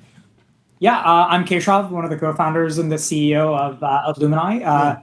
Help large health systems drive automation in their operations and back office. What is so? Is this a diffusion story, or is this like a foundational AI research problem? Like, what is the secret to actually driving improved healthcare outcomes in these larger organizations? Yeah, I think the models have kind of got to a place probably in the last maybe 6 to 12 months where some of the opportunities to actually drive automation end to end in a very reliable manner is very possible. So it's 100% a diffusion story at the moment, because the reality is American healthcare still runs on faxes in many ways. And so you're kind of at this opportunity now to dramatically change how it's done in the first place. So would love an example of like a specific back office task. Is this like passing information to insurance providers, processing claims? Like what are some specifics? Yeah, I'll give you a very concrete example. So imagine one of the customers we work with is the Cleveland Clinic. And they're obviously one of the most advanced sort of academic research organizations, as well as hospitals in the world. And so there are patients who come from all over the world to Cleveland Clinic. And the way they actually get care is initially through something called a referral. right? And that referral basically gets sent from small clinician practices to massive hospitals that are based in even all the way from the Middle East, and they're all unfortunately, or at least until Lumini, sent via a fax machine, and these are sort of documents with handwritten notes where people are sent saying, "Hey, this is Keshav. He has some unique sort of left knee pain that requires a specialized attention. Here are the details." And there's a huge sort of operations team on the Cleveland Clinic side where their job basically is to look at every single document, read every single sort of handwritten note.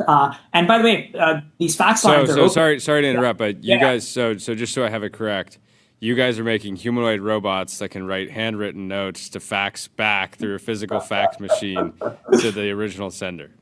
I think 5 years ago that would be an easier solution to solve in healthcare than try to get it implemented. But it's all enterprise software. So it's just literally a virtual inbox agent that triages each referral that comes in, puts in the high risk patients first, and then processes the referral in an automated way. But that's sort of an example of many other problems that obviously exist within the operations of a health system. That makes sense. And so are you guys doing the kind of forward deployed model where you basically say, hey, we have a good understanding of current AI capabilities. If you let our team into your space, we'll figure out individual workflows to automate, or what's been the approach so far? Yeah, I mean, healthcare is extremely nuanced. You have to understand the specifics pretty deeply, and so without actually being on the ground, living in the offices of your customers, it's difficult to sort of scale solutions. And so, about 20% of our team comes from Palantir, and so we've taken a very deep forward deployed approach to every customer we work with, and we work with some of the largest institutions in the country, and so it lets us afford to actually be able to do that.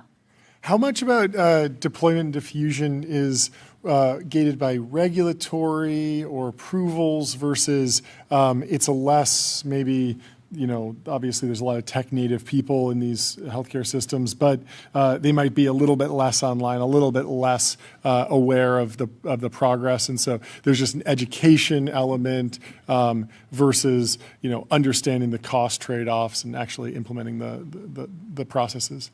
I mean, and there's definitely a massive amount of barriers to entry and being able to actually drive or actually implement AI systems in these places. And for good reason, right? This is extremely sort of sensitive healthcare data that's flowing through these systems, and so there's the right amount of sort of guardrails put in place. But once you're in, there's a dramatic amount of work that can be done by software and that can be done by AI in the first place, and it's sort of there's definitely areas we shouldn't touch, like deep clinical decision making and threads around that this is why we have doctors, but there's a huge amount, over $1 trillion, just wasted administrative operations work that today can be done by software systems.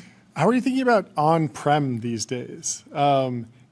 With the AI context, I mean, these models are so big. The latest ones seem to run on NVL72s. That feels like a big lift in CapEx if you're going to stuff that in a closet somewhere or in the local IT cabinet. Where do you see, are we going to be seeing local inference happening for regulatory reasons, or is it more about just interfacing with on-prem systems because they exist, and then this will be actually an accelerant to cloud adoption? We've offered on-prem to every single health system we work with. Really? But only 10 to 15% of them have actually taken us up on it, and so that's an interesting sort of one data point. But the primary reason to offer on-prem in the first place is because of the amount of data that you're sort of handling, and you don't want those that data to basically leave your premises in the first place. And so we've chosen to go on-prem with even certain workflows with large health systems. But funnily enough, we thought it was going to be a massive need when in reality it's definitely a checkbox that they do to make sure that you can actually do it versus actually deploy some of this in full production. Interesting. Last question from me. how dramatically is the quantity of data produced in healthcare environments growing right now? We looked at this one company that was just an audio recorder that would transcribe everything that someone would say. We've seen a bunch of these targeted in tech audiences, but this one was specifically for doctors to take notes and then have a running transcript of everything that they said, as opposed to needing to scribble a bunch of notes. It feels like we could be at some sort of like data production inflection point, but what are you actually seeing in terms of the quantity of data that's being produced in the healthcare system? Yeah, I mean, there's sort of obviously a variety of folks who've done research on this, but I think the healthcare has like 8 times more data than the next largest enterprise industry in the country, and over 90% of that data is unstructured. So these are all like sort of contracts and PDFs and handwritten notes and text that's like floating around the IT systems that exist. So it's obviously a massive opportunity and problem at hand. Yeah. Well, congratulations on the progress. Give us the details about the round. Yeah, we raised a $38 million Series B. Fantastic. Led by the Peak 15 team, which is the Sequoia India group, along with General Catalyst, as well as YC and a bunch of others. So, grateful for all the support and interested in continuing to deploy pretty deeply. When did you go through YC?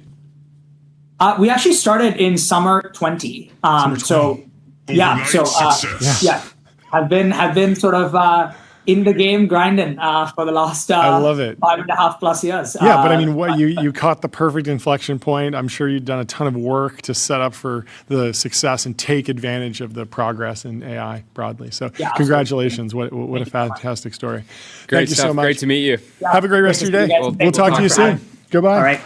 Yeah. Up next, we have Brian Manning from Zona Space coming in with a new Series C announcement, building a GPS alternative network. Whoa. Brian.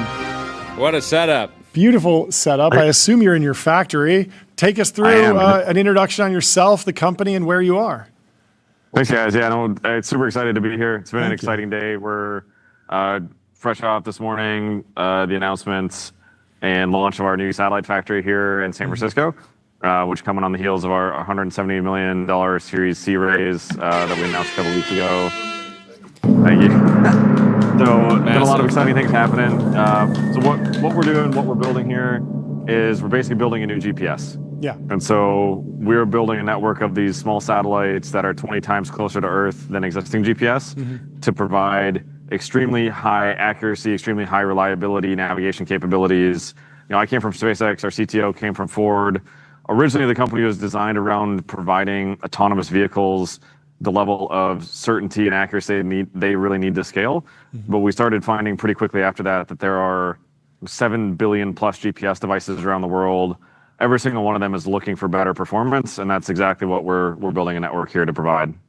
Okay, so 258 satellites going into low Earth orbit. You're building them in that factory, I assume, but you're probably have a deep supply chain and partnership. I imagine that they launch on other rockets. What is key about what you're building? Where are you partnering? Where are you doing R&D before the actual satellites get built and sent to space? Yeah, for sure. That's a good question. So with satellite navigation, most people always focus on the satellites because satellites are cool and that's always the fun thing to focus on.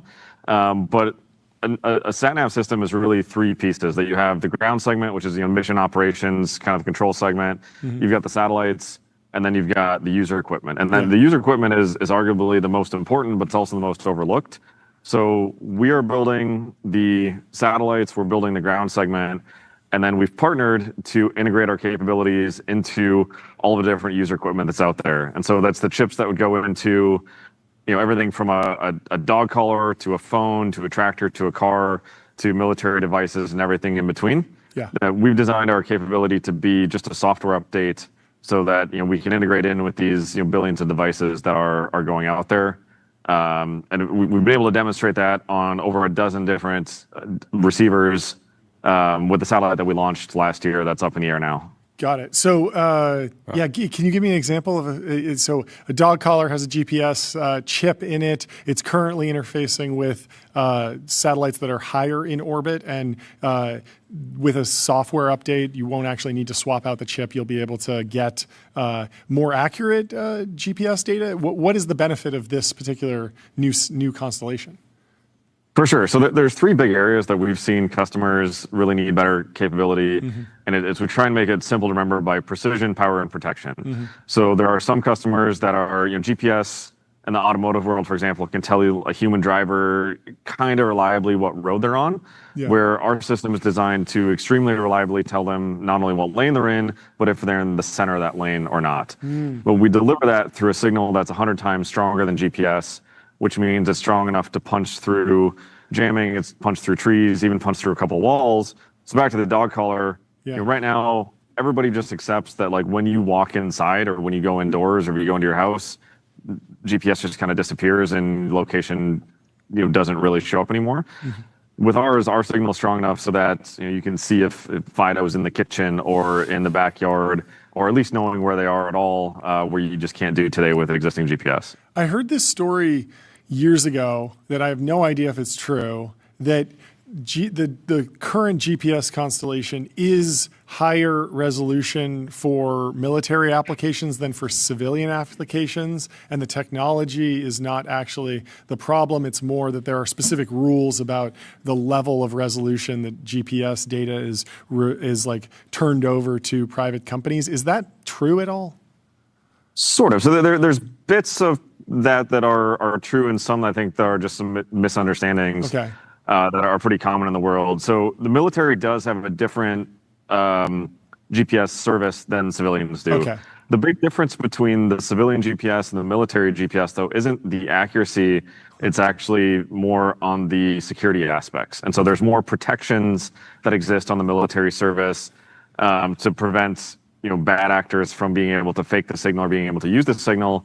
And that's one of the big gaps in the civilian market today, is that they don't have access to a service that gives the level of protection that's needed. And so you can kind of think of it, a GPS signal. Imagine taking your social security number and your date of birth and your mother's maiden name and everything and putting it on a postcard and mailing it through the mail. That's kind of what GPS is today, that everything is just wide open, where what we're providing is a capability that's more similar to the military one, where everything is secure, encrypted, protected, but making that available to civilians so that you can trust taking your hands off the wheel in the autonomous car and know that signal is coming from us, that it has the protection. It's not coming from a bad actor. Okay, so the software update handles, sort of enables the encryption as well, I assume? Yeah, so effectively, you can almost think of our service in a similar way to, if GPS is like FM radio, it's the free service. We're more similar to like XM radio or satellite radio, where we broadcast down and everyone can listen to it, but until you type in the subscription key, you don't know. The data doesn't work. Yeah, that makes a ton of sense. Sorry, Jordan. That's what I was going to ask. Okay, business model, but that makes sense. How big or small are current GPS devices if you want to basically have an air tag that you can throw in your shoe so you can be so you can know where you are, or the dog collar? This feels like we've been on a miniaturization path for a long time. Where are we now? Where are we going? Yeah, so the size of the device, I mean, we've got chipsets that we're working with that are, I think, like 3 millimeters by 3 millimeters. So it's something that's you probably fit 10 of them on the end of your hand. Yeah.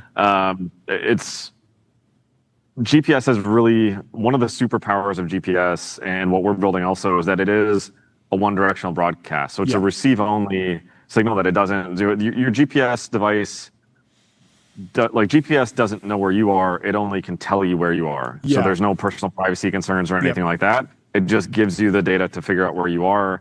And that enables it to also be used in these ultra low power devices because they just have to listen. They don't have to actually talk back. So it enables you to provide this into, as you pointed out, things like the dog collar or the cow tracker.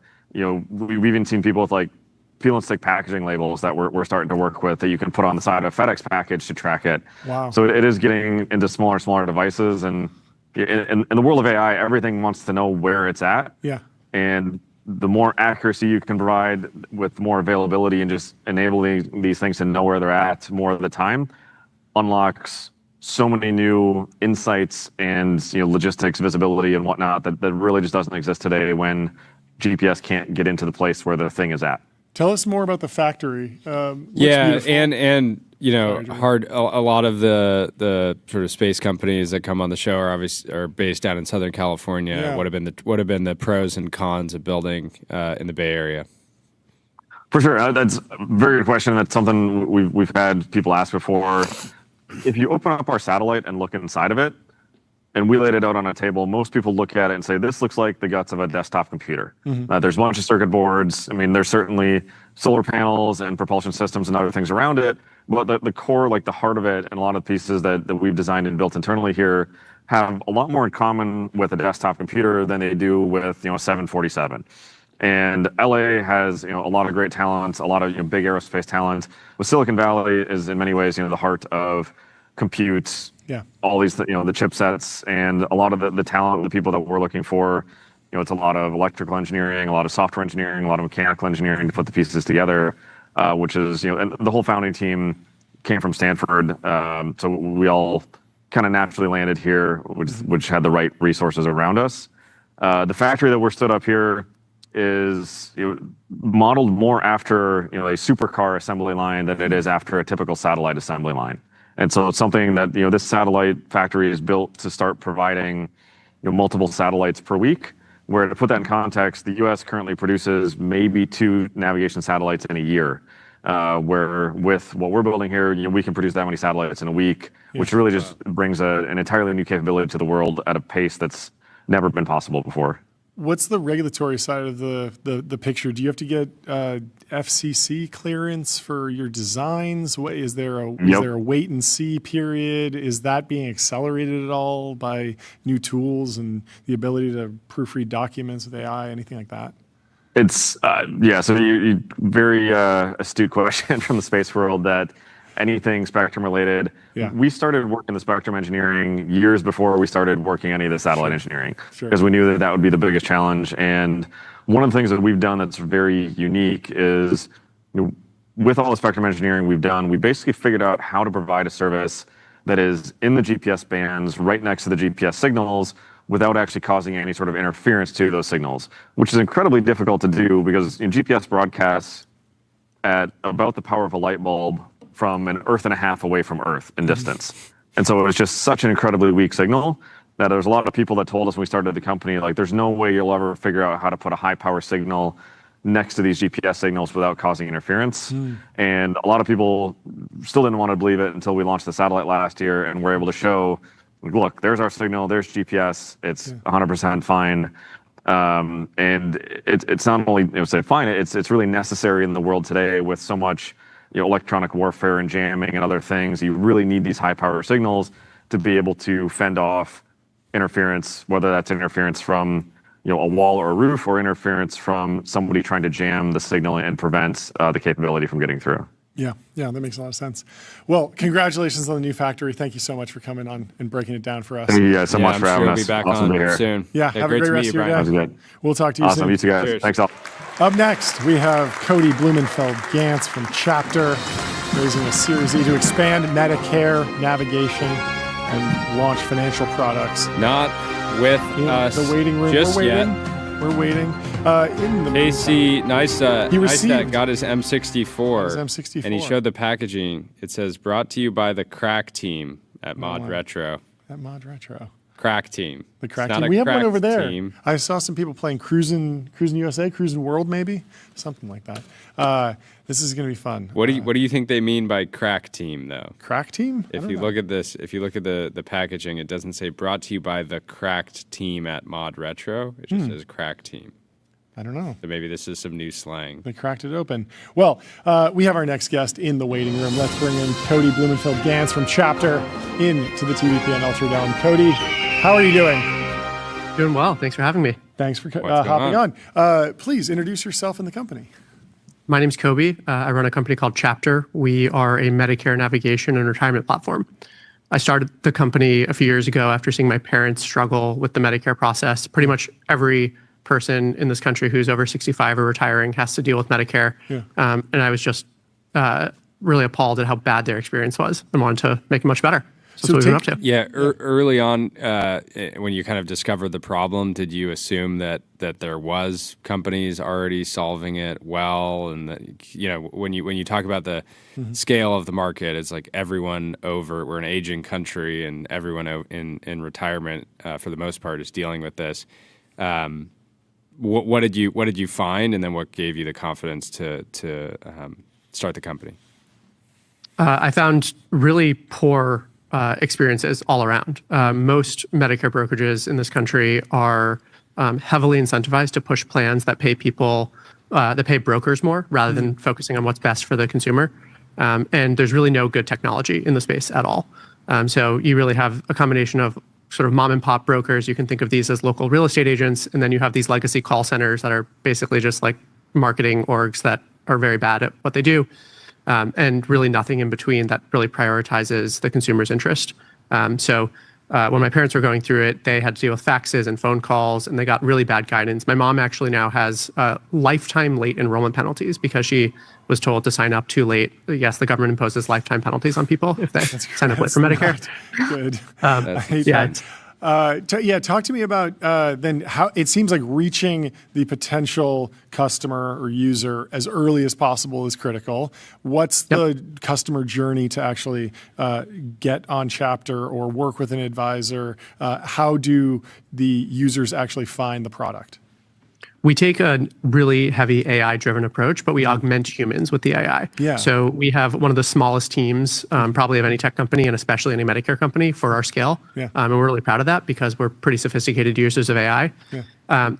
So a consumer will find us through one of our partners. We do almost no direct-to-consumer work. It's all through enterprise partners. Yeah. They'll find out about us through their financial advisor or their health system or hospital. They will give us a call, fill out some information, and they'll be connected to one of our full-time employees who's a licensed Medicare advisor.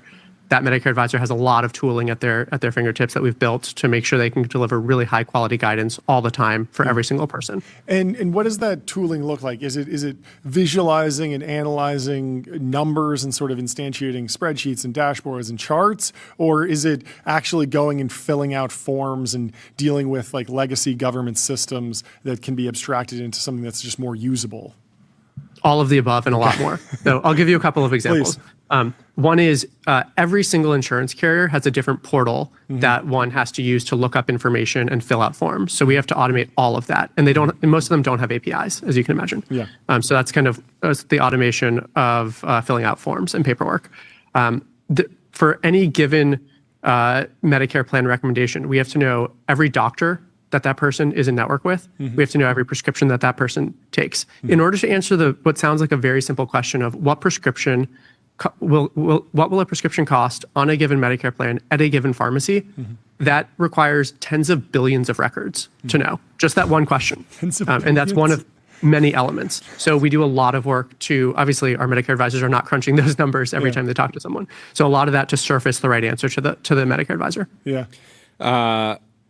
You guys just surpassed 100 million run rate. What seems pretty fast for a company in healthcare, which typically, this isn't like selling like some image gen model or something like that. What is best in class? Who are you guys going up against from a kind of $0 to $100 million run rate? I'm assuming you guys are one of the faster in history, but I'm curious. I don't think of ourselves as a healthcare company, really. I think of ourselves as a really good tech company. So we compare ourselves to the fastest growing companies where we grow as fast or faster than companies like Ramp, companies like Glean. We went 1 to 100 mil in run rate revenue in I think about 2.5 years. So I really think about us as just like, what do great tech companies do? And we try to orient the team around that because the bar is just too low in healthcare. So then what is the what is the funnel to actually grow the business? What is the flow? You said you don't do consumer marketing.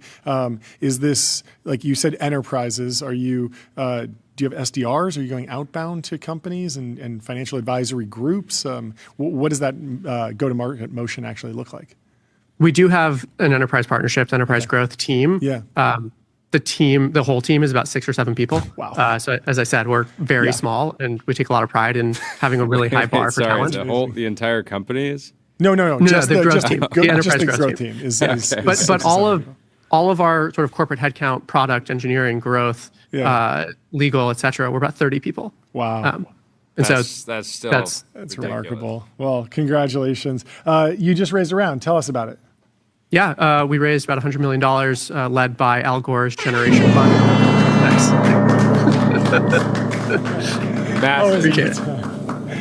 Absolutely massive. Thank you so much for taking the time to come chat with us. Yeah, congratulations on the progress. Thanks for having me. And thank you for everything that you do. I'm sure you'll be back on probably multiple times we'll talk to you this year soon. at this rate. Have a good one. To it. Goodbye. Cheers. Bye. Up next, we have CZ from Binance. He is the founder and former CEO. He released his book, Freedom of Money, detailing Binance's rise, crypto's evolution, and his legal battle with U.S. regulators. CZ, how are you? I'm good. Good. Thank you. Thank you for having me. Thank you so much for hopping on. Tell us about the book. What was the goal? Is this an attempt to set the record straight or just tell your story? What motivated you to write a book at this moment in time? I think it's really just to tell my story. Yeah. And then I was bored I had nothing to do for a couple of years. So I started writing a book when I was in prison. Okay. And then I just finished when I got out. So I thought, it might be an interesting story to share and let people know what my view is. Yeah. What do you think people get wrong about your story? Well, I think a lot of traditional media have many misconceptions about crypto, Binance, myself, etc. So I think there's a lot of media that's not accurate about crypto. So I think this is a very good chance for me to share my perspective and have people understand crypto better. What specifically do people get wrong about crypto or you or Binance? Sure. I mean, like from 2013, right? People think that Bitcoin is only used by drug lords or for illicit activities. The truth is actually, if you look at percentage-wise, illicit activities in crypto is actually much less than in traditional finance. And then, by extension, a lot of the crypto players, a lot of crypto platforms get hit. And recently, there's more attacks about, just random attacks on me about how I do business, who I have connections with. So I'm a simple tech guy. So I just wrote the book, the way I wanted to tell it. It's a pretty simple language, pretty straightforward book. Just a simple guy. This is a simple guy. I think I'm a relatively simple guy. Yeah. How have you been processing the new regulation that's been proposed in the United States? What do you think needs to change in the crypto industry? Because I take your point about the amount of illicit activity might be lower than in cash or the traditional financial system, but the goal I think for everyone would agree is to get that to zero. And so what do you like about the new regulation? What do you think is reasonable to ask for? Well, I think right now U.S. is making really good progress on crypto regulation. The Genius Act was passed in last July, but I think right now there's still quite a lot of debates based on my layman understanding. I'm not an expert. I'm not a lawyer. Not a regulatory guy. But seems like there's a lot of debates about stablecoin interest rates. So I think it's a big important issue. But from my perspective, any clarity is better than none. So we will not. I think the current iteration of regulations will not get everything right on the first try. Right. So there'll be some collaboration over time. So I think it's more important to make progress and move forward. Yeah. How are you thinking about the broad trade-off between decentralization, anonymity, and then oversight and regulation? Like it feels like we've been moving towards more oversight, more regulation, more KYC. We've heard from some crypto leaders that can lead to data breaches and other problems. But where do you sit on the level of regulation in the crypto industry broadly? So I think right now, the crypto industry, to be honest, is too transparent. It's actually extremely easy to track crypto funds. Like the blockchain is a public ledger. And then if you couple that with a few centralized exchanges, KYC information, you can track most of the transactions pretty accurately. So I think right now, there's a lack of preserving of privacy. But right now, the problem is many of the regulators and law enforcement people don't know how to use it yet. Some people do. I think some of the U.S. law enforcement actually knows it quite well. In other countries, they know it much less. So hopefully, we'll get to a balance where I don't know where the optimum balance is, but there should be an optimal balance where we satisfy all the regulatory requirements, but we also need to protect individual privacy, right? For example, I'll give you a couple examples. Please. For example, like if your company pays everybody in crypto, and if you get one payment today on the blockchain, you can just trace to the address that paid you and see how many addresses that address paid in the last week. You can figure out everybody's salary. Yeah. Right. So that's a privacy issue. Yeah. And if you stay at a hotel, you pay for the hotel, then people know where if people know your address and the hotel address, people will know that you're going to stay at that hotel, which for some people may create security issues. Right. So there's little problems like those that are not solved yet. So we need to strike a balance. It's hard to say exactly where the balance is, but I think over time we'll get there. How are you thinking about the interaction between AI and crypto generally? There's been a lot of excitement even from people in AI about crypto and the intersection, but I'm curious what all view is, and then if it's positive, some maybe specific examples of where you expect to see it manifest first. Sure, absolutely. Yeah, I think both AI and blockchain are big, recent, new, big industries. I think there's really three big technologies in my adult lifetime, right? There's AI, there's blockchain, there's internet. Like it's on those levels. I think AI is gonna use crypto for payments, for transactions. They're not gonna use they cannot KYC through a bank. They cannot do a selfie.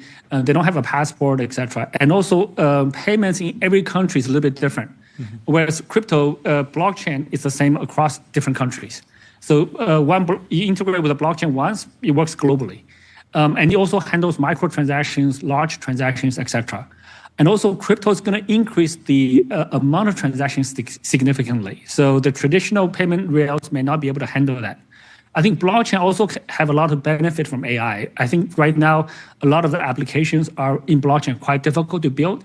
I think with AI, we can probably build safer tools for people to do self-custody and safer tools for people to transact. So, and I think so. Today, the two industries, to be honest, have not really leveraged each other that significantly, but I think in the future they will. How are you thinking about the risk of quantum computing to the cryptocurrency ecosystem broadly? I think there's some risk, but I think overall, though, any technology improvement is always going to be good. More computing power is good for crypto. So quantum may break the existing encryption mechanisms, but with quantum computing, there's probably there will be new encryption algorithms. There are already quantum-proof encryption algorithms that quantum computers do not have an advantage to crack. So we just need to upgrade the protocol to use those encryption mechanisms. Also, more computing power with quantum, there's probably newer encryption mechanisms we have not even thought about that we can use quantum to encrypt, and decryption is always going to be much harder. Sure. What about non-quantum hacking? Throughout the crypto boom, there's been so many upstart projects. Many of them have been able to get to escape velocity, and they're still around today. A lot of them have had to go through hacks and adapt. And it feels like with the moment that we're in terms of AI's effect on cybersecurity, we could potentially be looking at maybe a bifurcation between the projects that have the resources to actually harden themselves against new cybersecurity threats and those who are maybe smaller upstarts and don't. How do you think that effect plays out? I actually think AI is going to improve security for most projects, like Anthropic Cloud, right? So now I think if you play like that, you could potentially discover many flaws, at least they claim, in many projects. But I think projects can also use their tool to fix their security problems. I think a big company like that, they already make a lot of money. They don't need to exploit smaller projects to hack, to do illegal stuff. So I think right now with the AI tools that's available, the developers can use those tools to find their own problems. So, but of course, if you don't do that, then the hackers may do that for you, which is a typical problem we have today anyway. So I think with AI, security is actually going to become better. I don't think it's going to become worse. So I'm pretty confident about that. Do you know who Satoshi Nakamoto is? No, unfortunately, I don't. Even if I did, I would have said no, but I honestly don't. Okay. Do you how have you processed that question of who is Satoshi? Have you wrestled with it? Have you done a bunch of research to try and figure it out? Have you had various suspects at various points in time, favorite pet theories, wild card theories, or has it sort of been a quick ride to sort of process that and then let go of that desire because it's the unsolved mystery? This is an interesting point. I should have put this in my book. maybe the next edition. Yeah. But I've come to peace with it. I think I'm curious, obviously. And if there was one person I really want to meet in the world, that would probably be him. But I think there are negative consequences if we find out who he is. Right? For example, if I couldn't lie on the oath, if people say, look, have you met Satoshi? If I say yes, then that's gonna hell's gonna break loose. Sure. I think it's better if we don't know who he is. Yeah. It's better if we and without knowing him, that we don't have a founder centralization. Yeah. Right. For example, if you look at Ethereum, Vitalik's there, right? Yeah. So there's a founder centralization. Yep. What makes Bitcoin unique is we don't know the founder is no longer participating. Mm-hmm. He may not be around. He may not be participating. So that makes it more decentralized. I think that's a good thing. We should come to terms. I came to terms with it quite a while ago. So even though I'm curious, I'm not actively looking. Yeah. Have you ever thought about doing a anonymous project, or do you have a reflection on why we haven't seen more projects effectively run, at least to my knowledge, the Satoshi playbook of maybe it was SEC to go anonymous for a couple of years, but if it worked for Bitcoin, I would imagine that somebody would have thought, I'm going to do the same thing for this new project with slightly different opinions about how the technology is built. I haven't seen it happen, but what's your take on the idea of a new attempt at a Satoshi-like founder in the crypto industry? I actually really want to see that too. I think that's a really, really cool idea, to be honest. But I think it's also very hard to do. Mm-hmm. Most projects fail, even with the founders heavily promoting. We know who they are, etc. For a new project, without knowing the founder, there's less trust in the community. Mm-hmm. Bitcoin was the first one. Somehow it got, it started very slowly. It took many, many years for it to get to where it is today. And for a new project to do that, it's very, very difficult. Yeah. And there have been anonymous projects that are basically rug pulls, right? So they're also the other side of it. People lose trust with an anonymous project. So to do what Bitcoin did is very, very difficult. I would actually love to see more anonymous, fully decentralized projects. But what you mentioned is the OPSEC is also extremely hard. Yeah. It's so hard today to not leave any trace, both digitally and physically, right? Yeah. So the fact that nobody has really announced who Satoshi is means that his OPSEC is crazy. Yeah. I think 99.9, nobody else can do it really at this point. Yeah. What do Americans miss about crypto adoption globally? It's here. I mean, so many, at least younger generations, almost everyone has some exposure to digital assets or some experience buying, selling. Maybe not using it functionally for payments, but obviously it's very different in other parts of the world with less centralized financial institutions. Yeah, I think America, for the last few years, before the Trump administration, was fairly anti-crypto. So many of the founders left, many of the projects left, and many of the liquidity left. Right, the biggest crypto exchanges are not in America today. The biggest blockchains, the biggest stablecoin, they're not America-based. So I think America misses that liquidity quite a bit.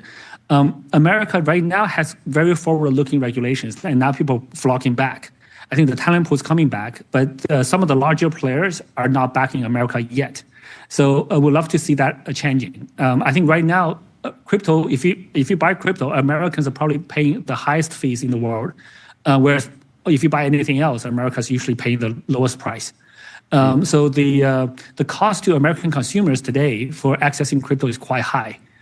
So that's a disadvantage that America has today. But America's large economy, a lot of entrepreneurs, a lot of VCs, and good liquidity in traditional markets. I think, I think America definitely has the ability to catch up very quickly. You were born in China. How are you thinking about geopolitical relations between the U.S. and China? Tensions seem to have been rising for years. There's trade tensions. There's all sorts of geopolitical tensions.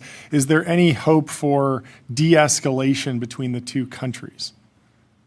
I'm not an expert on the geopolitics between different countries. And also, my layman understanding is both countries have leaders with pretty big personalities, so they're very hard to predict. I think the President Xi in China is easier to predict than President Trump. President Trump is like a wild card, right? It's like which is in his advantage. You can't predict what he's going to do, and but I do think both countries are large countries now with leaders who are smart and who are business driven. They want the economy to grow. So if that's the goal, then then I'm optimistic that there's certain outcome to be reached. Between two countries, there's usually a fairly large zone of overlap that you can reach deals. Right now, it's just the personalities, and also both countries are quite proud, so they're all hard negotiators. The negotiations at that level takes time. But I'm fairly optimistic that the two countries will work out something that's beneficial for both. You've written the book. What's next for you? What do you think the next decade looks like? I'm actually not too sure exactly. So I'm doing a few different things right now. I'm running an investment fund. Well, I'm not really running it, but I support it. I do some mentoring in the space for new entrepreneurs. I run a free education platform, a Giggle Academy, that provides free education to 240,000 kids now. And we've only been at it for like a year and a half. And then I also, and then I also advise different governments on crypto policies. So between those four things, they keep me pretty busy. The book was actually a huge distraction for me. I can imagine. It took a lot of time. It takes a lot of time to write a book. But I'm glad it's out there. And there's an audio version coming out soon. And then after that, I'll put that on pause. Just let it be for a while, and then figure out what to do. What was the strategy for the audiobook version? Did you narrate it yourself, hire a human narrator, use AI? So one of my friends, Michael Santos, is going to narrate it. So we had this sort of agreement verbally from a long time ago. And also, Amazon doesn't allow AI generated voices. Interesting. Yet. I didn't know that. You'll be a human read on Audible. And then I've been playing with AI quite a bit myself. The AI cloning of voice I can't tell the difference from my own voice. It's just better. It reads more smoothly. It's better than my own reading. So in certain on certain other platforms or in certain other countries, we may use an AI generated voice that clones my voice to try to read it. I haven't finished that yet. There's still little quirks here and there. Sometimes AI make very obvious mistakes. It pronounces Chinese names wrong, which I would not make that mistake. It pronounces. Sometimes you will say, like, when I write $400, you say $400. So I would not make that mistake. But 99% of the time, he actually reads better than me. So we'll see. So I might do two different audio versions. We're still playing around with it. I wonder after Jassy's letter today if he's still going to be anti AI voices. I did have one last question. I'm curious, how did you process the prediction market boom over the last 2 years?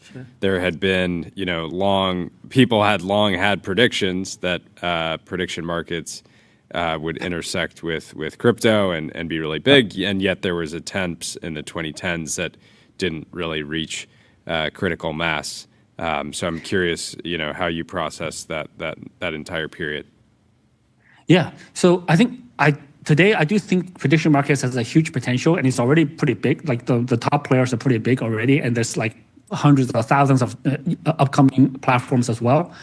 And also, if you look at the regulatory landscape, the CFTC chairman, Michael Selick, he talks about prediction markets multiple times. Every time I watch him talk, he seems to mention prediction markets. So it seems like the regulators and the traditional markets are also moving in. So, and as you said, there have been many attempts previously, but then timing is important. Some ideas, even though the ideas are very obvious, if you implement them too early, they don't get traction. You have to implement the right idea at the right time. I don't know what all the ingredients are for prediction markets, but somehow now seems to be the right time.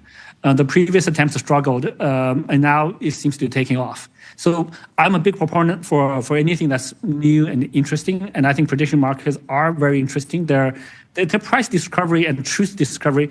They're kind of using price to discover truth, right? So which is actually which is usually the reverse for what we do. Sure. We like information drives trading volumes. So that's a very interesting dynamic. I think, and also the Easy Labs, the fund I'm involved with, we invest in multiple prediction markets. So we'll see which ones work. But I do think that it's a huge potential, and it's hot, and it works.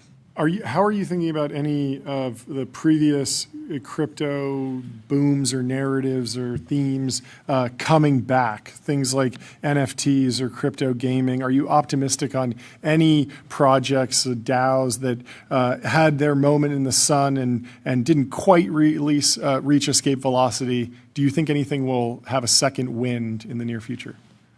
I do think so. I think many things will have a second wind, but the second wind will most likely be a little bit different. Yeah. Right? There'll be something that's, like even prediction markets today, they're different from the sort of prediction markets 4 or 5 years ago. Mm-hmm. So every iteration, there will be some tweak. And it's usually that little tweak that makes it a little bit different, and maybe the micro environment. So I do think that some of the things that that were there, I think DAOs will not disappear. Mm-hmm. I think DAOs haven't really took off, to be honest. The concept being there for years. Yeah. It's like even in the 2010s, video streaming doesn't really work, right? Like this type of even today, this type of calls sometimes internet doesn't work, sometimes the microphone doesn't work, right? So we get into those situations a lot. Mm-hmm. So a lot of things take a lot of time to mature. So I think the DAOs, the NFTs, again, the next iteration may be slightly different, but you may still be called NFTs or NFT2, you may be a different name. But I think tokenizing art is probably going to come back at some point, multiple times. Yeah. I don't know when it will really hit big and stay. Yeah. NFTs, I think honestly, we saw a rise and then a downward trend. Yeah. So it's hard to say, but I think all of those things eventually should be much bigger than they were today. Yeah. Well, thank you so much for taking the time to come chat with us. Congratulations. Yeah, congrats on the launch. I recommend everyone go check it out and hear CZ's side of the story. Thank you so much. Have a great day. Thank you so much for having me. Thank you. We'll talk to you soon. Goodbye.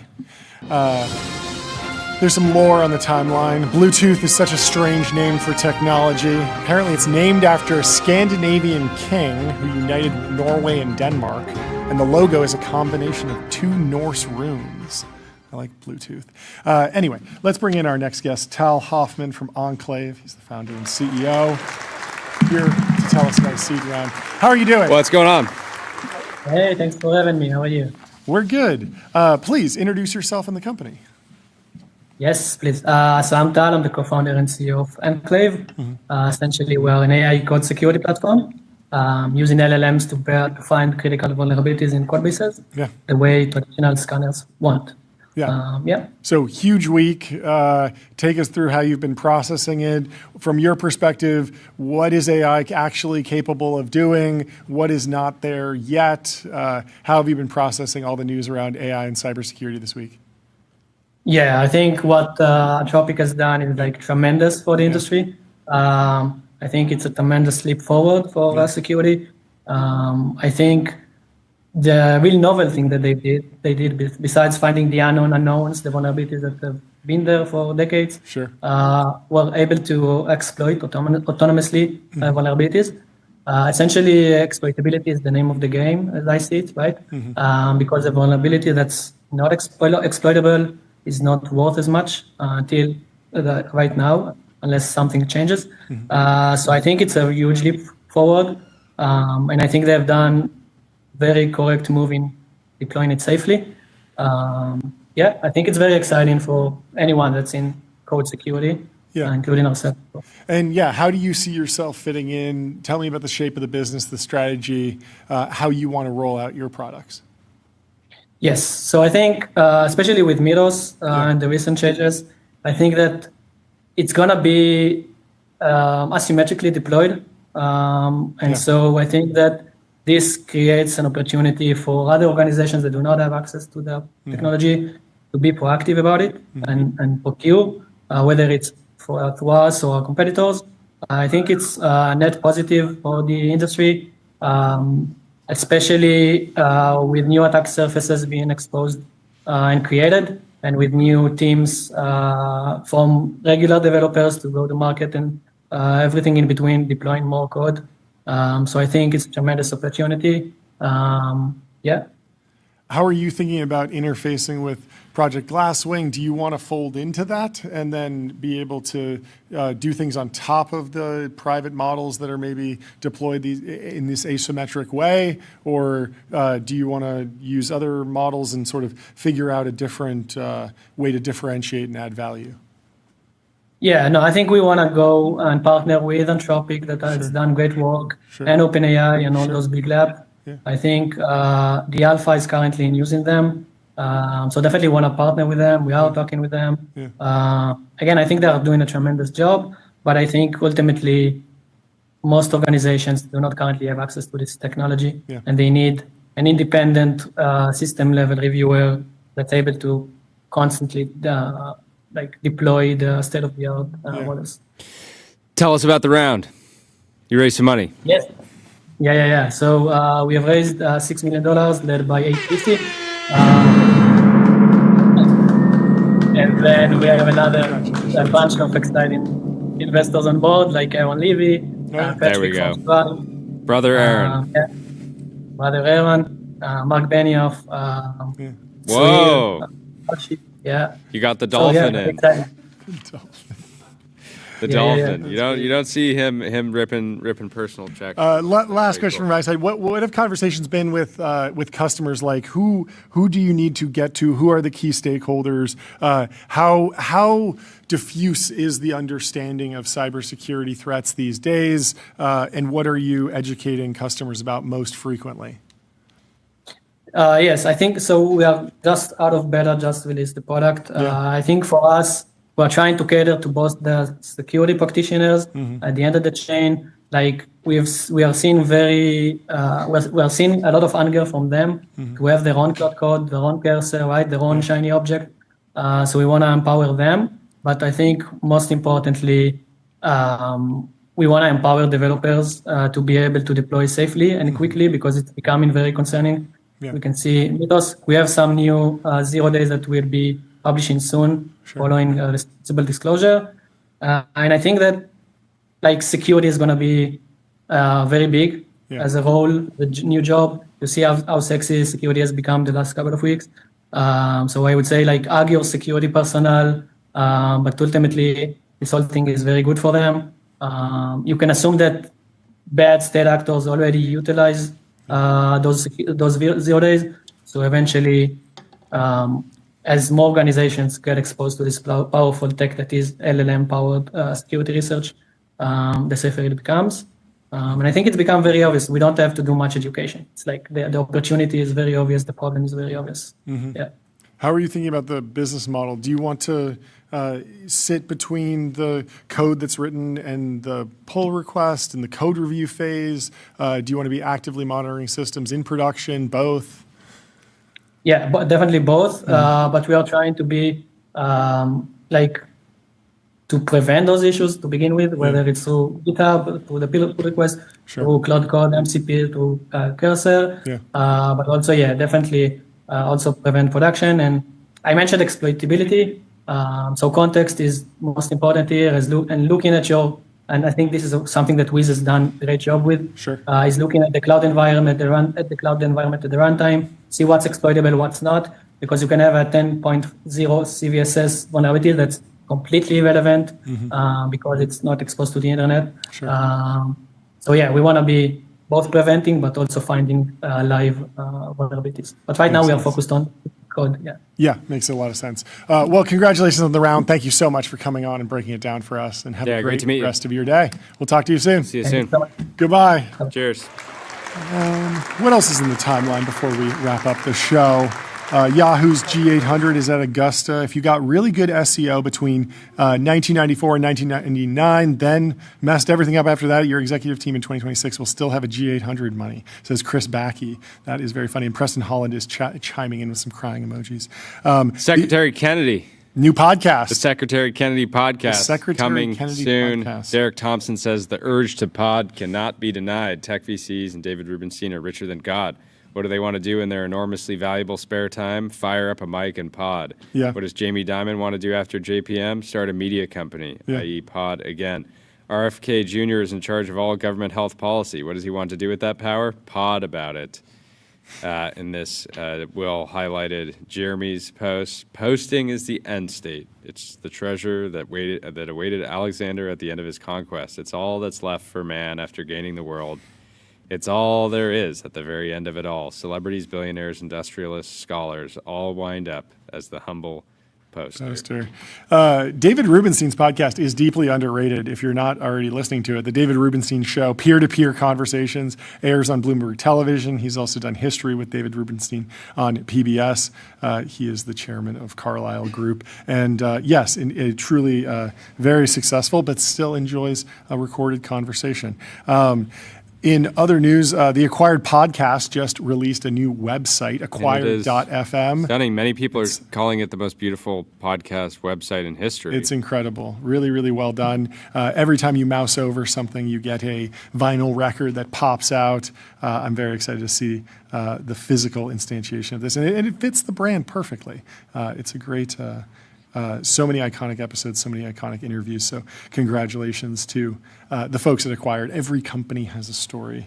Really, really well designed. We got to have them back on. That'd be great. Very soon. Yeah. But thank you for being with us today. We'll see you tomorrow. It's been an honor and a privilege to podcast with you today. We'll see you tomorrow. Leave us 5 stars on Apple Podcasts and Spotify. We love you. Sign up for a newsletter.